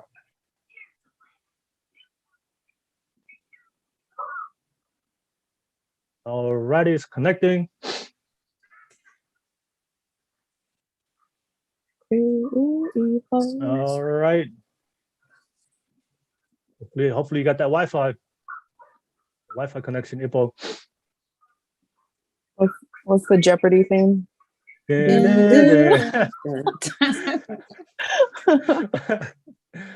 All right.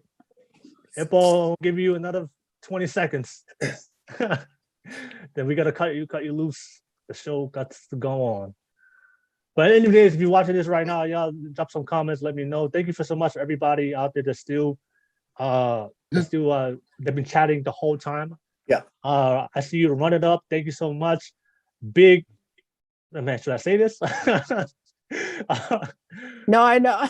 Big Kaveng, I'll say Big Kaveng. Thank you so much for your comments. I see you and all those guys. Teresa, Timani, Kaikena, Tasi, Daniela. Thank you so much for commenting. Oh, Kenna's in there. Ken, Ipo, get out. Don't say anything. Ipo, I'm sorry, Ipo. I may have to we gotta go. If you fix it, drop it. Send it. If you fix your connections, send it to the chat. Let me know your connection's good, and I'll add you back on. All right, Ipo. All right. Adios. Yeah. Can I just jump in? I want to follow up with what Tui said earlier. I have it that you're not stuck in where you're at. You're not stuck between yesterday and today. I just want to be clear that you are not stuck, that you have the opportunity to transform or change that for yourself simply by saying so and then moving forward. But if we're constantly throwing that out to people that were stuck between a rock here, then we are stuck because your communication is you're stuck between yesterday and today, or Tongan way, best the modern world. What gets transformed is that you get to say that I'm moving forward and I'm no longer living in the past because the past it doesn't serve me at this moment. So that way that the next person that hears that, something new comes up for them, right? So we got to get away from the way that we're constantly throwing words out that keeps people stuck in their being. So we transform our language. What happens next is that people take on that they're not stuck, right? Just something we might have to, we might want to take a look at. All right. I do want to bring up, before we move on to the next topic, I do want to bring up something to end up this topic about mental health. And this may push some buttons and this may be controversial, but I'm going to say it. All right. So don't say it. Don't say it. All right. So mental health is important, right? Mental health is important to be able to understand, let people express themselves, express their feelings, let it out, and be able to help those people. But I do see a fine line between mental health and people just being soft, right? So I think a lot of get it. I think a lot of, I mean, look, if you have mental health issues, you need help, you need professional help, go get therapy, go whatever you need to do, find a mentor, find somebody to talk to. But I do see a generation of kids today, men and women, they're just soft. Like you're just soft. You don't have mental health issues.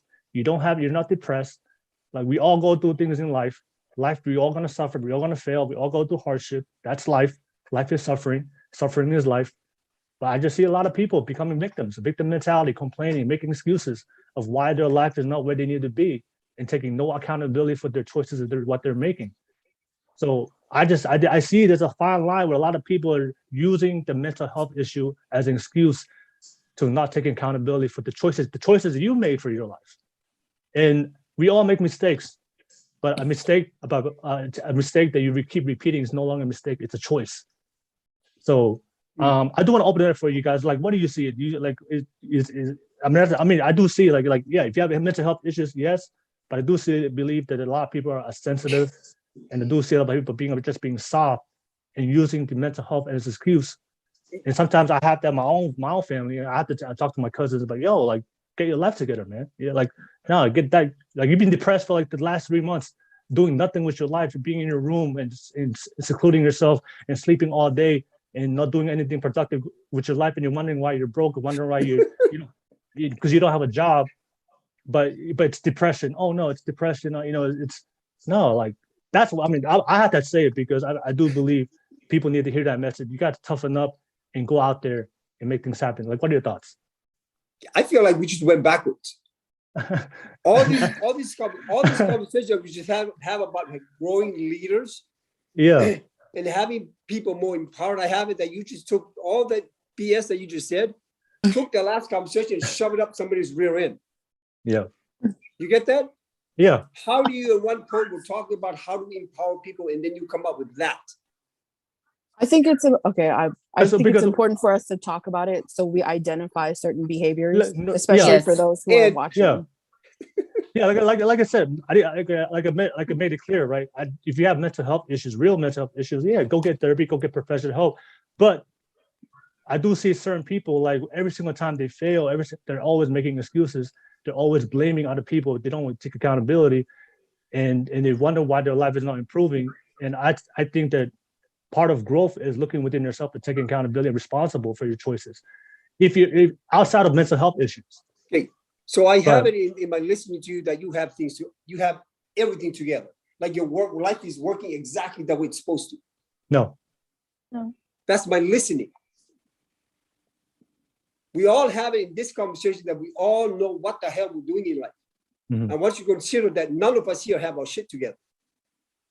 Yeah. You get that? Yeah. I'm 50 and I still don't have my shit together. And we're wanting a 25-year-old to have their shit like this. Like now, is that what we're doing now? We want a 20-year-old to get their shit together. What does that mean? If you don't have your shit together, all six of us, we don't have our shit together. What is it that our experience that we want people to get it now when we don't have it? Really? Is this where the conversation is going? Is that we're going to sit here and belittle every single person in life because they don't have it together when you and I don't have it together? Okay. Can I chime in on that, on the behavioral health perspective? It's just a conversation. No. It is a conversation, but we have to look at the core issue of why they're in their current state. People have had something in the past that have happened that they have not addressed, they're not self-aware of, and that's why we have therapy in place. If we cannot address the core root to what is going on, how can we move forward? Right? So, and some people become complacent. They're happy to be where they are at.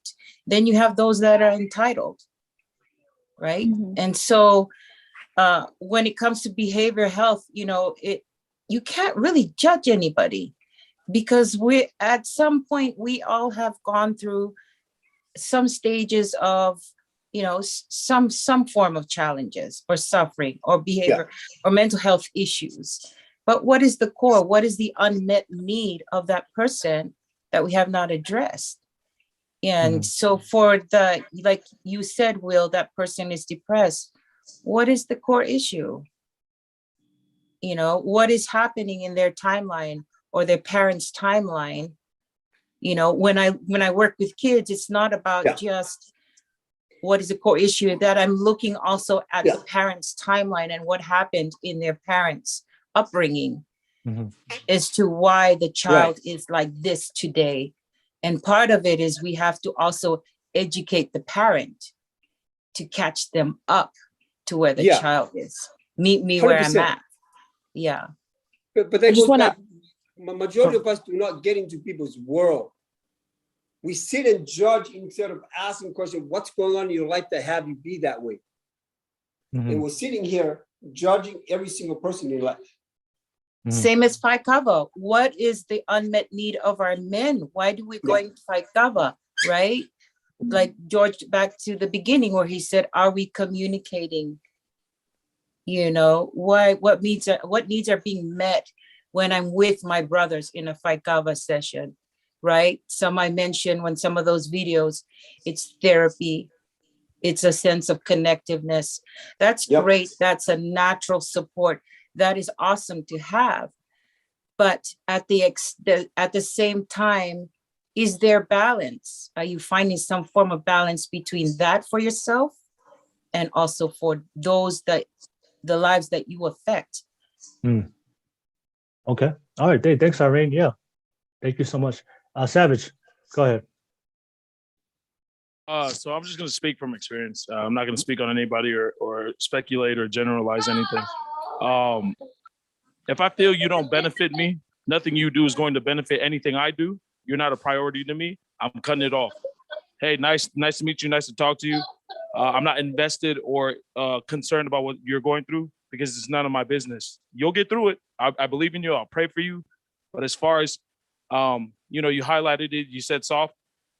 I won't call anybody soft. I won't call you soft. I won't even call you period. If I feel you are, how would I say, counterproductive to what I envision for myself and the things I want to be successful in, it's as simple as, I hope you get through that and I just won't see you again. Because I believe the creator, the great spirit or whatever I believe in will bring in the things I need around me in order to succeed in the things I need to do.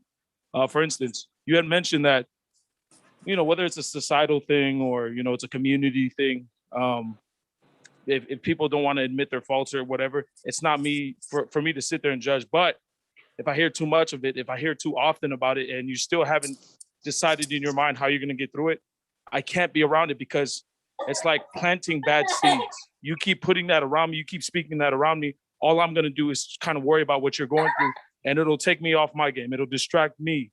And then I'll have to worry about what you're going through. And now I prioritize you over my own priorities. So as far as, you know, the whole concept of being soft, it's like this. If you're not getting your shit together, you need to get the fuck out of my life. If I have to tell you one more time, our friendship's over. I don't have friends anymore. I don't have friends anymore. It's as simple as, if it does not benefit me, you're not a partner.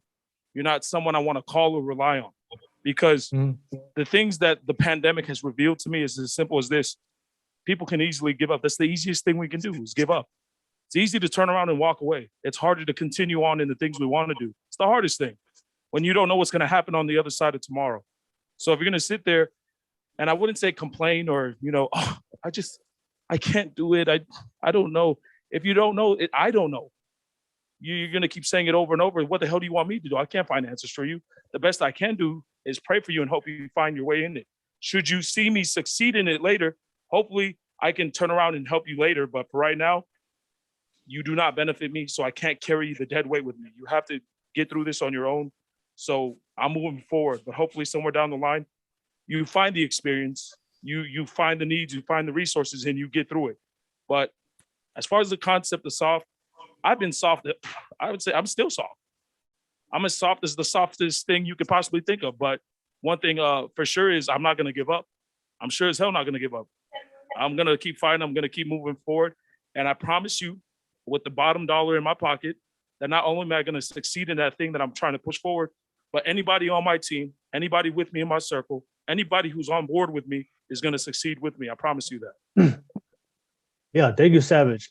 And no, I just want to clarify what I said for everybody is the reason why I brought that up, right? about sensitive and people being soft is we live in a time right now where we can't be real and honest and objective with somebody. Like if one of my friends is obese, I would tell my friend straight up, hey man, you're fat and you're obese. You need to get your life together and change your life to improve your health. But we live in a time right now, if you call somebody that's actually fat, that's fat shaming, right? Even though objectively, in reality, he is fat. So that's why I brought up that topic. Like, if you're broke, I'm gonna call a spade a spade. And a lot of times, people we live in a culture today that because we can't be honest up front, and people can't take honesty no more, reality no more. And sometimes in life, when you fail, when you go through struggles, I'm like I said, I don't have my life together. I don't. But there's certain times in my life that I needed that hard truth and reality check in my life. Hey man, you're not where you need to be. It's not because of anybody else. It's your fault. The reason why I'm broke, the reason why I'm fat, the reason why my health is not together, the reason why I'm not where I need to be, the reason why I'm not attracting the opportunities I want, the money I need. It's not anybody's. It's not anybody's. It's not anybody else. It's you.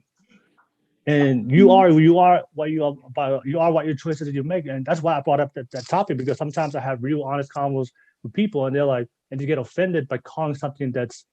I'm calling you exactly what you are, but I'm not saying that to push you down. I'm telling you the honest truth, so that way give you that reality. So what are you gonna do about it? Because at the end of the day, like I said, like you can't help somebody doesn't want to be helped. You can help. We can give them all the therapy. We can give them all the support. Put all the support groups. Give them all the love and support. But there's certain people out there that they don't do it for themselves, and I can't do it for you. And a lot of times, like I said, they try to avoid that conversation. That's why I do believe people need to be checked, and people need that reality and that tough conversation in their life, to get you out and get moving. And that's what I meant. Tui, say it. Tui, say it. Go ahead, Tui. She's been waiting. Go ahead, Tui.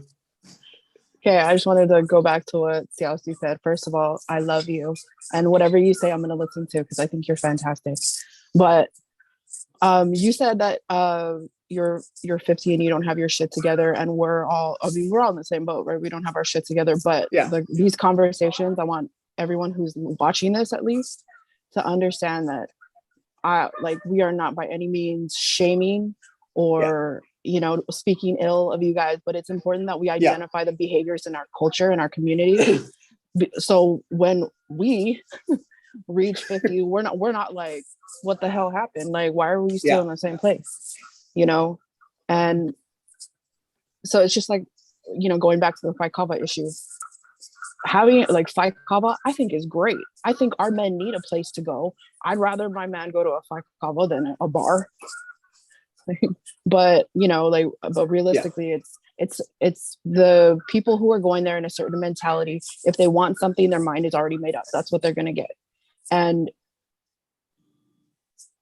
going back some more, I'm so sorry, Will, I'm gonna hurry up. But going back some more, like you're good. What are we doing and teaching? I don't want to leave out the young women, but we raised women in Polynesian culture to be strong. Like we were raised like boys, and that's why we can handle our men. So an example, if my husband falls, right? If he falls, I need to be there to pick him up. But the problem, one of the issues, not the main problem, but one of the issues is when we pick our man up, we don't put him back on his feet.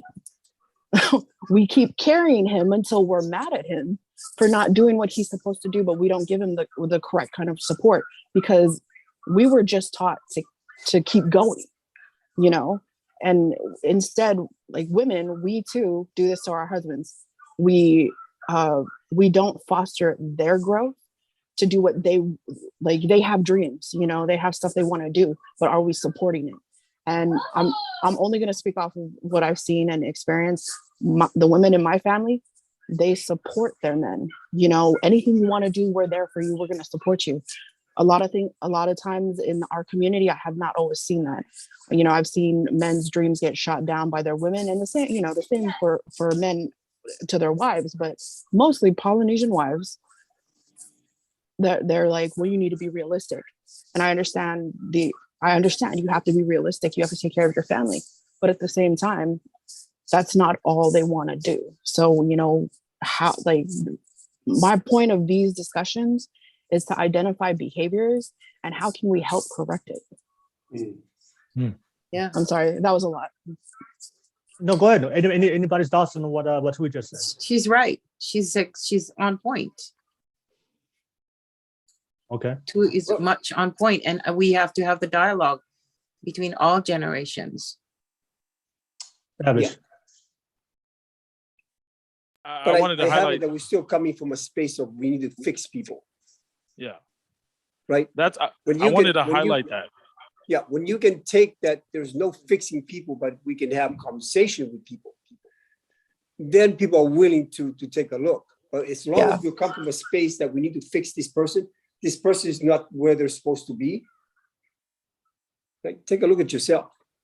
But would you agree that we do need to identify these behaviors and call them out? Yeah. 100%. Yes. Yeah. Well, you could call them out. But it makes no difference on the other side. Yeah. Because all you're doing is pissing them off. Address it. Like you have to be smarter than calling people out, right? Like I don't walk around calling people fat people. You get that? There's a way to approach it. There's a way to approach it. 100%. It's all about how you be about it when you have that conversation. Yeah.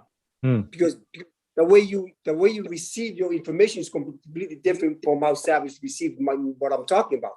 And it's completely different from what Will is hearing. We all hear things from a different filter. So what you think is valid is not valid for everybody else. So you're going to have to consider and be smarter than what you already know to have it land that is powerful. So you can get all the information you need. But once you have the information, you're going to have to take a look in the way that you're being about it, how to deliver a message that every single person out there sees and hears the message the way it's supposed to be heard, not through your filters of life. I love you. Savage, you want something to say or no? Yeah. I just wanted all that stuff I said earlier. I wanted to highlight. That's why I don't join a kalapu. I'm very critical of my time. I'll end up beating somebody's fucking ass or getting in a fight because we can't come to agreement on something. And if it doesn't benefit me, I'm always going to prioritize my success first because I have to take care of my family. And if we come together on an idea, say for instance, hey, let's start a yacht there, let's do this and, we'll get the permits and the licensing and all this stuff. And you don't meet your end of the bargain, I'm going to fuck you up because it's a two-way street. It's a two-way street. I don't know how many times I've been to Kalapus and we elaborate the ideas. And it's like you said, application. Yeah. Dewey even did a better job by saying, I'm not even going to lie. I had to stop going to Kalapu because my wife was carrying me. Oh, woe is me. I'm going to Kalapu, but I'm never acting on the shit I'm supposed to be fucking doing. I'm 32 years old now. And I realized if I was 32 with the mindset of 32 now and the 22-year-old body that I had back then, I'd be so fucking, I'd have so many podcasts right now. But that's why I can't join Kalapus because I'm getting pissed off. I'll say, hey, where did the money go? Oh, Togo, we went to buy a new office space for the Kalapu. What the fuck? The money was supposed to go. Next, I'm whooping somebody's ass. So, but I think that's where your breakthrough would be for you. Like this, we're talking about the alpha last time, right? The breakthrough for you is to have you not have your emotions run who you are. Like have full control of who you are when you have this conversation, when your expectations are not met. For you to be authentic with people and have a real conversation that matters to you and have it be heard is everything. But if you have it that you're always going to beat somebody else's ass, like who wants to hang around with you? Yeah. And nobody. I don't even want to hang around with you. Like, me hearing that, like, why would I hang around with a guy like you? Yeah. Right? Because you bring nothing to the table with me. Yeah. So you want to consider that this conversation here, every single person is listening. They get to choose whether they get to be around you or not. Yeah. Right? The message that's coming out is that you don't really give a damn about anybody else. That I'm going to step over every individual that doesn't give me what I need and what I want out of life, that you will step on them to get what you want. It has nothing to do with empowering people, especially with people that don't have that much knowledge at this moment, the experience. I have it in my life that I walk away from people like you, and I be with people that you're pushing away. So I can help myself grow as I'm teaching, having conversation, that we all grow together as one. I don't get to go up to by myself. I get to bring my community with me. Yeah. Yep. Are you done? I get to bring my community up with me. And I don't step on people. So you might want to consider your conversation to have it that every single person that you're having a conversation with, there's something to be gotten. And that you're a human and I'm human, and we all screw things up. And whether you're human and I'm a human, that you got my back, even when you don't have mine. When you can get to be that kind of a human being, that I got your back, even when you don't have mine, you're starting to become a leader. Yeah. Leaders don't step on others' back to get what they want. Leaders stay and make sure that every single person has been raised up, that they all become leaders. That we all become leaders in life. That is a great point, Celsi. That is a great point because, you know, in our Tongan culture, the leaders start from the point of servitude, where we brought ourselves to the level of our people and then lift our people up. We lift our people up. We don't step on our people. Yeah.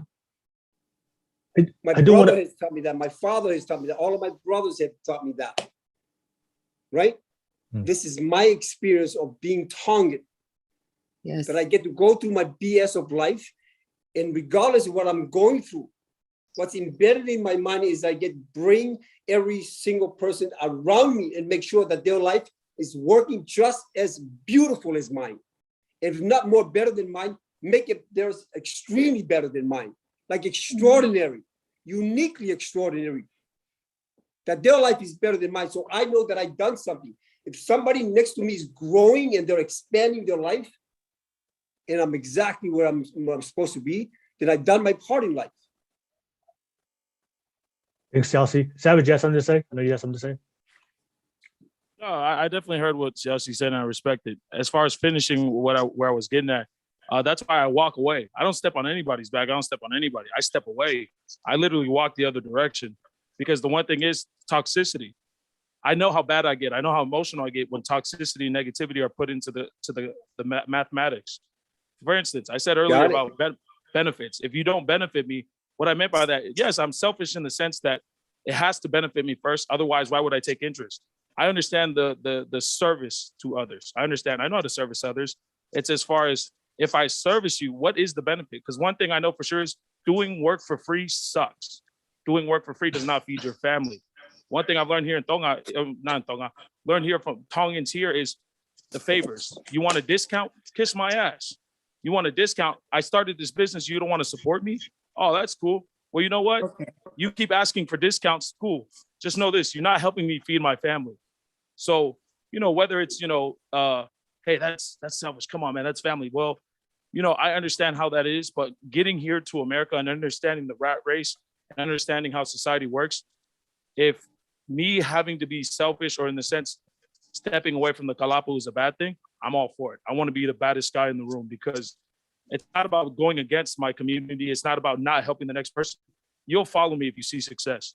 You'll offer something if you have something to offer, just like I will in the same way. I will offer you if I see benefit within myself that what you're doing. For instance, Will, I would not be on your podcast if I didn't think this was progressive.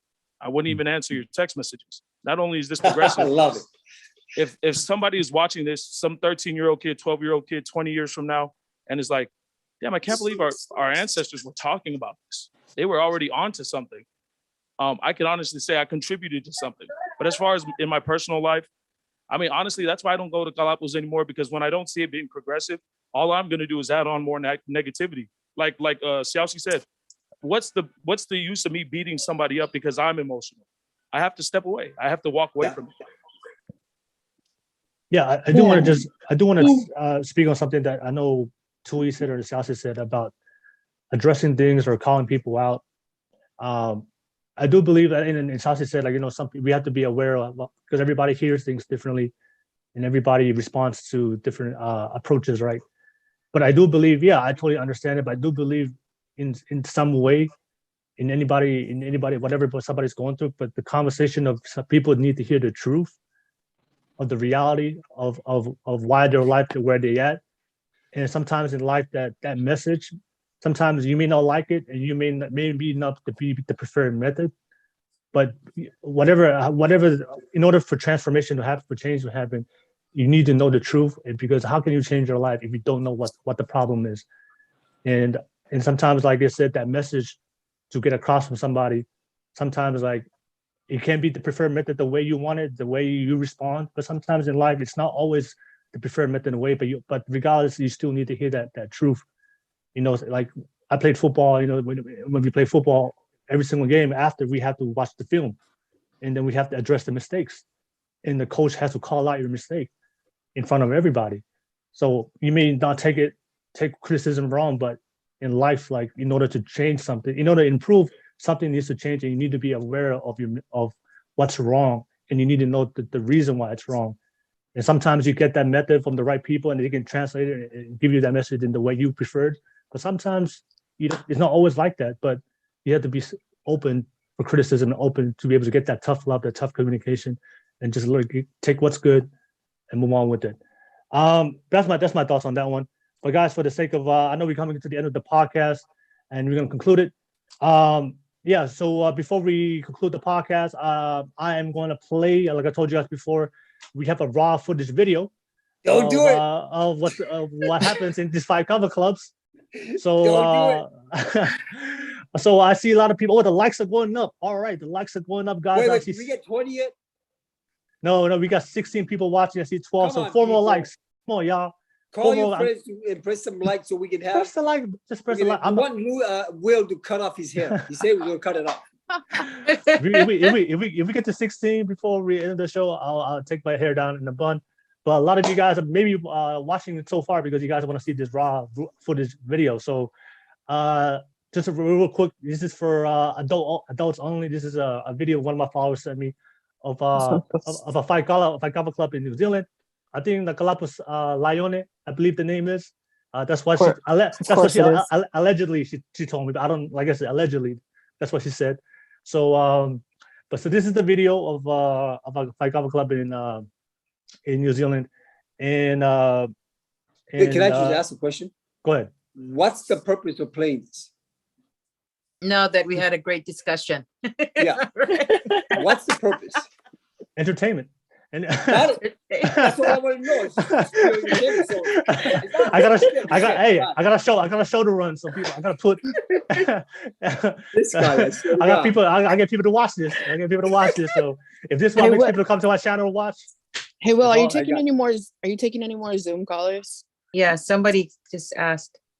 Yeah, well, jump on. I don't see nobody on right now. So if you guys want to jump on and say something real quick. Sina, her name is Sina. Sina, jump on real quick. And have you jump on. So I'm about to play this video real quick, and I want everybody to go. I want your commentary. Let me know your thoughts. Give me your commentary. Give me your commentary. This is some entertainment for everybody. All right, so I'm gonna play the video right now. I did blur out the video just to let everybody know to make it YouTube friendly for my channel. But the audio is in Tongan. It's in very graphic language in Tongan, very explicit language. So prepare yourselves for this. All right, so I'm about to share my screen. Can somebody translate for me? Leah's going to translate. I want Leah to translate. Like I haven't heard her voice. Leah, translate. Oh wait, hold on. Give me 1 second.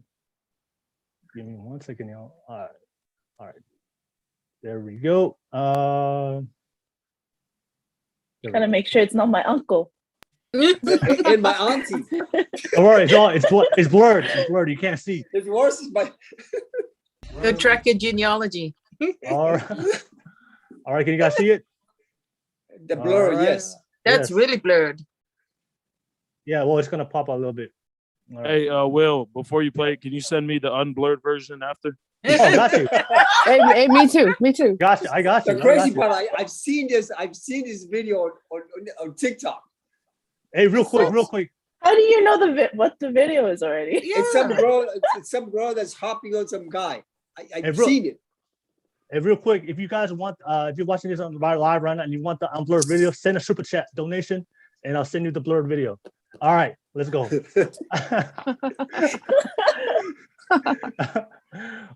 play it already. All right, there we go. There we go. Boom. You guys don't know how weird this is. This is really weird. Yeah, I can tell. Will, what am I looking at? Well, there's a girl right here, and her apparently her legs look open. I'm just giving you objective analysis. So Is she doing a strip dance? her legs, she's lying down, legs are open, right here. Oh, Okay. got it. Got you. Okay. Got you. All right. And feel free to comment. Feel free to comment, guys. I want to hear some comments. I got it. As you can see here, we have the lions in their natural habitat. You see their prey. Oh, so they're doing what they do on the Discovery Channel, huh? Yeah. Got it. Oh, I think I see a little snake over there. Yeah. It's mating season. It's mating season. It's mating season. So she's trying to give her make it attractive. Give her signals. Oh, there's a lion. Notice as the alpha male represents his dominance. Oh. We're gonna need the unblurred video. I can't see it.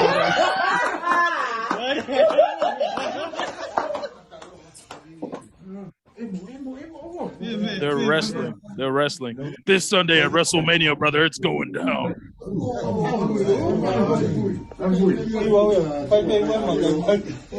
And as you can see, the brown bear is not quite up to snuff and cannot get it down. I don't even know if is that a baboon? If that's a baboon's butt. I believe so. What in the world? Oh, I think I saw what I saw. I see For those the of you lions. unaware, It's weird. for those of you non-Pacific Islander unaware, this is how we get our green card.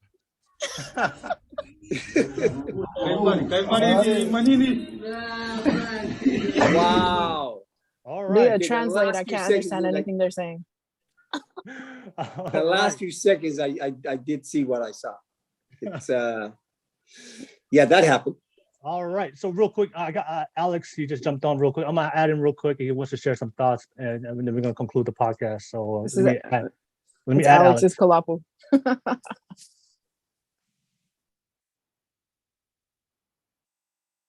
Yo, Siano, malolei.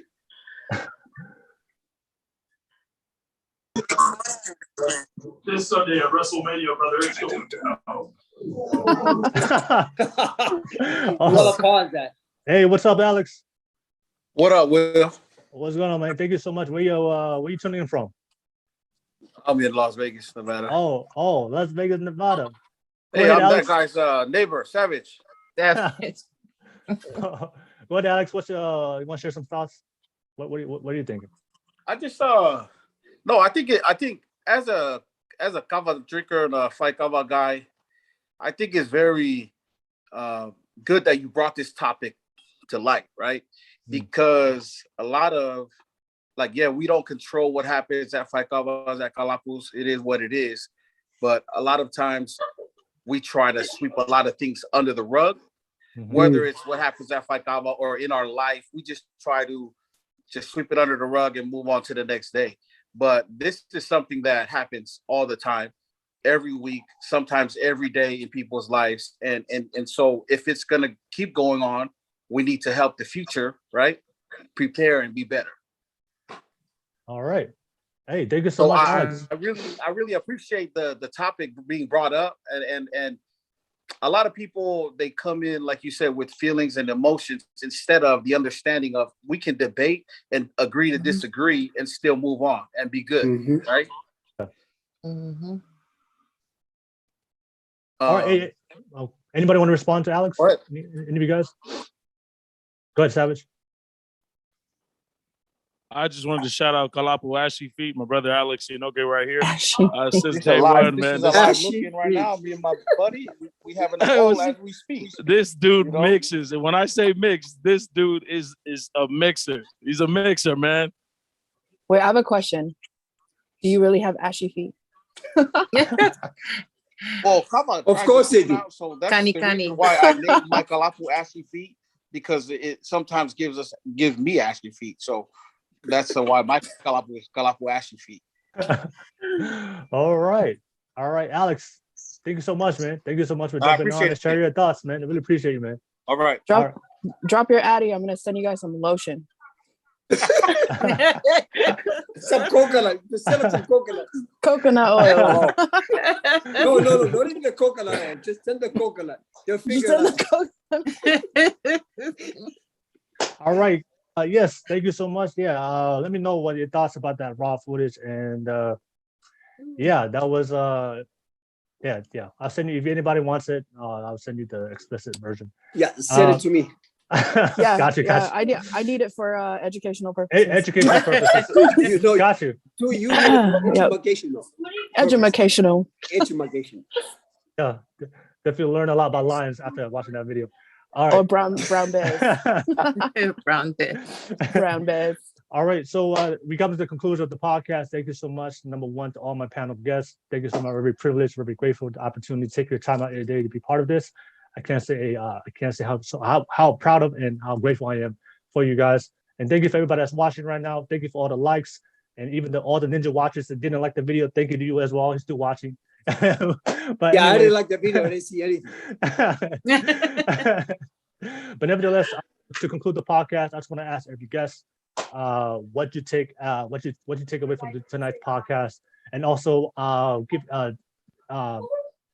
tell your social media handle so people can follow you and find you. So I'll start off with the ladies. Leah, what did you take away from tonight's podcast, and how can people find you? Go ahead. Go ahead, Leah. I guess my biggest takeaway from this is I've learned a lot from every single one of you, but I know time is, ticking. But what I took away from this was just to remember that everyone is going through a journey of their own. And it doesn't matter how old we are. I felt like I had my life together a couple months ago, and then it just fell apart. Then I feel like I had it together today, and it's going to fall apart. But the thing is to just keep going. And with the whole Faikava situation is that I believe it's great. It's great for men to go have a community, great for them to go have somewhere where they can talk with other men about things they're going through. They're going through things that we don't know, but it shouldn't come first, and it shouldn't be prioritized over your wife and your children and your career. And I guess you can find me on Facebook or Instagram. And Will has tagged it on there. I'm not someone important. I'm just a mom trying to figure out what my life is, and that's it. Thank you for the opportunity. That's the most important role in our society. Yeah. Well, thank you, Leah. I think someone on the live chat said you're a baddie, so he wants to find you. Go ahead. All right. All right. Tui, same thing. What did you take away from this podcast, and how can people find you? Basically, I took away that I don't need to step on people. I need to take them out, build a bridge of bodies to get to the other side. All right. And run across that bitch. No, I'm just kidding. Right. No, I really took away from Xiaoxi and Irene a lot, because I think obviously our perspective is important for our generation, but perspective from your guys' generation, and coming from a closed mind to an open mind, it's important for us to hear that. So thank you guys. All right. How can they find you, Tui? At King Tui IG. Don't find me on Facebook because I don't use it. All right. Thank you so much. All right, Malo too. Thank you so much. Irene, same thing. What you take away, and how can they find you, Irene? I took away the importance of communication and having these conversations, even there's sensitive topics, but there's so much good that can come from this. And especially the value of listening to the next generation, the younger generation. I really enjoyed listening to Savage and Tui and Leah.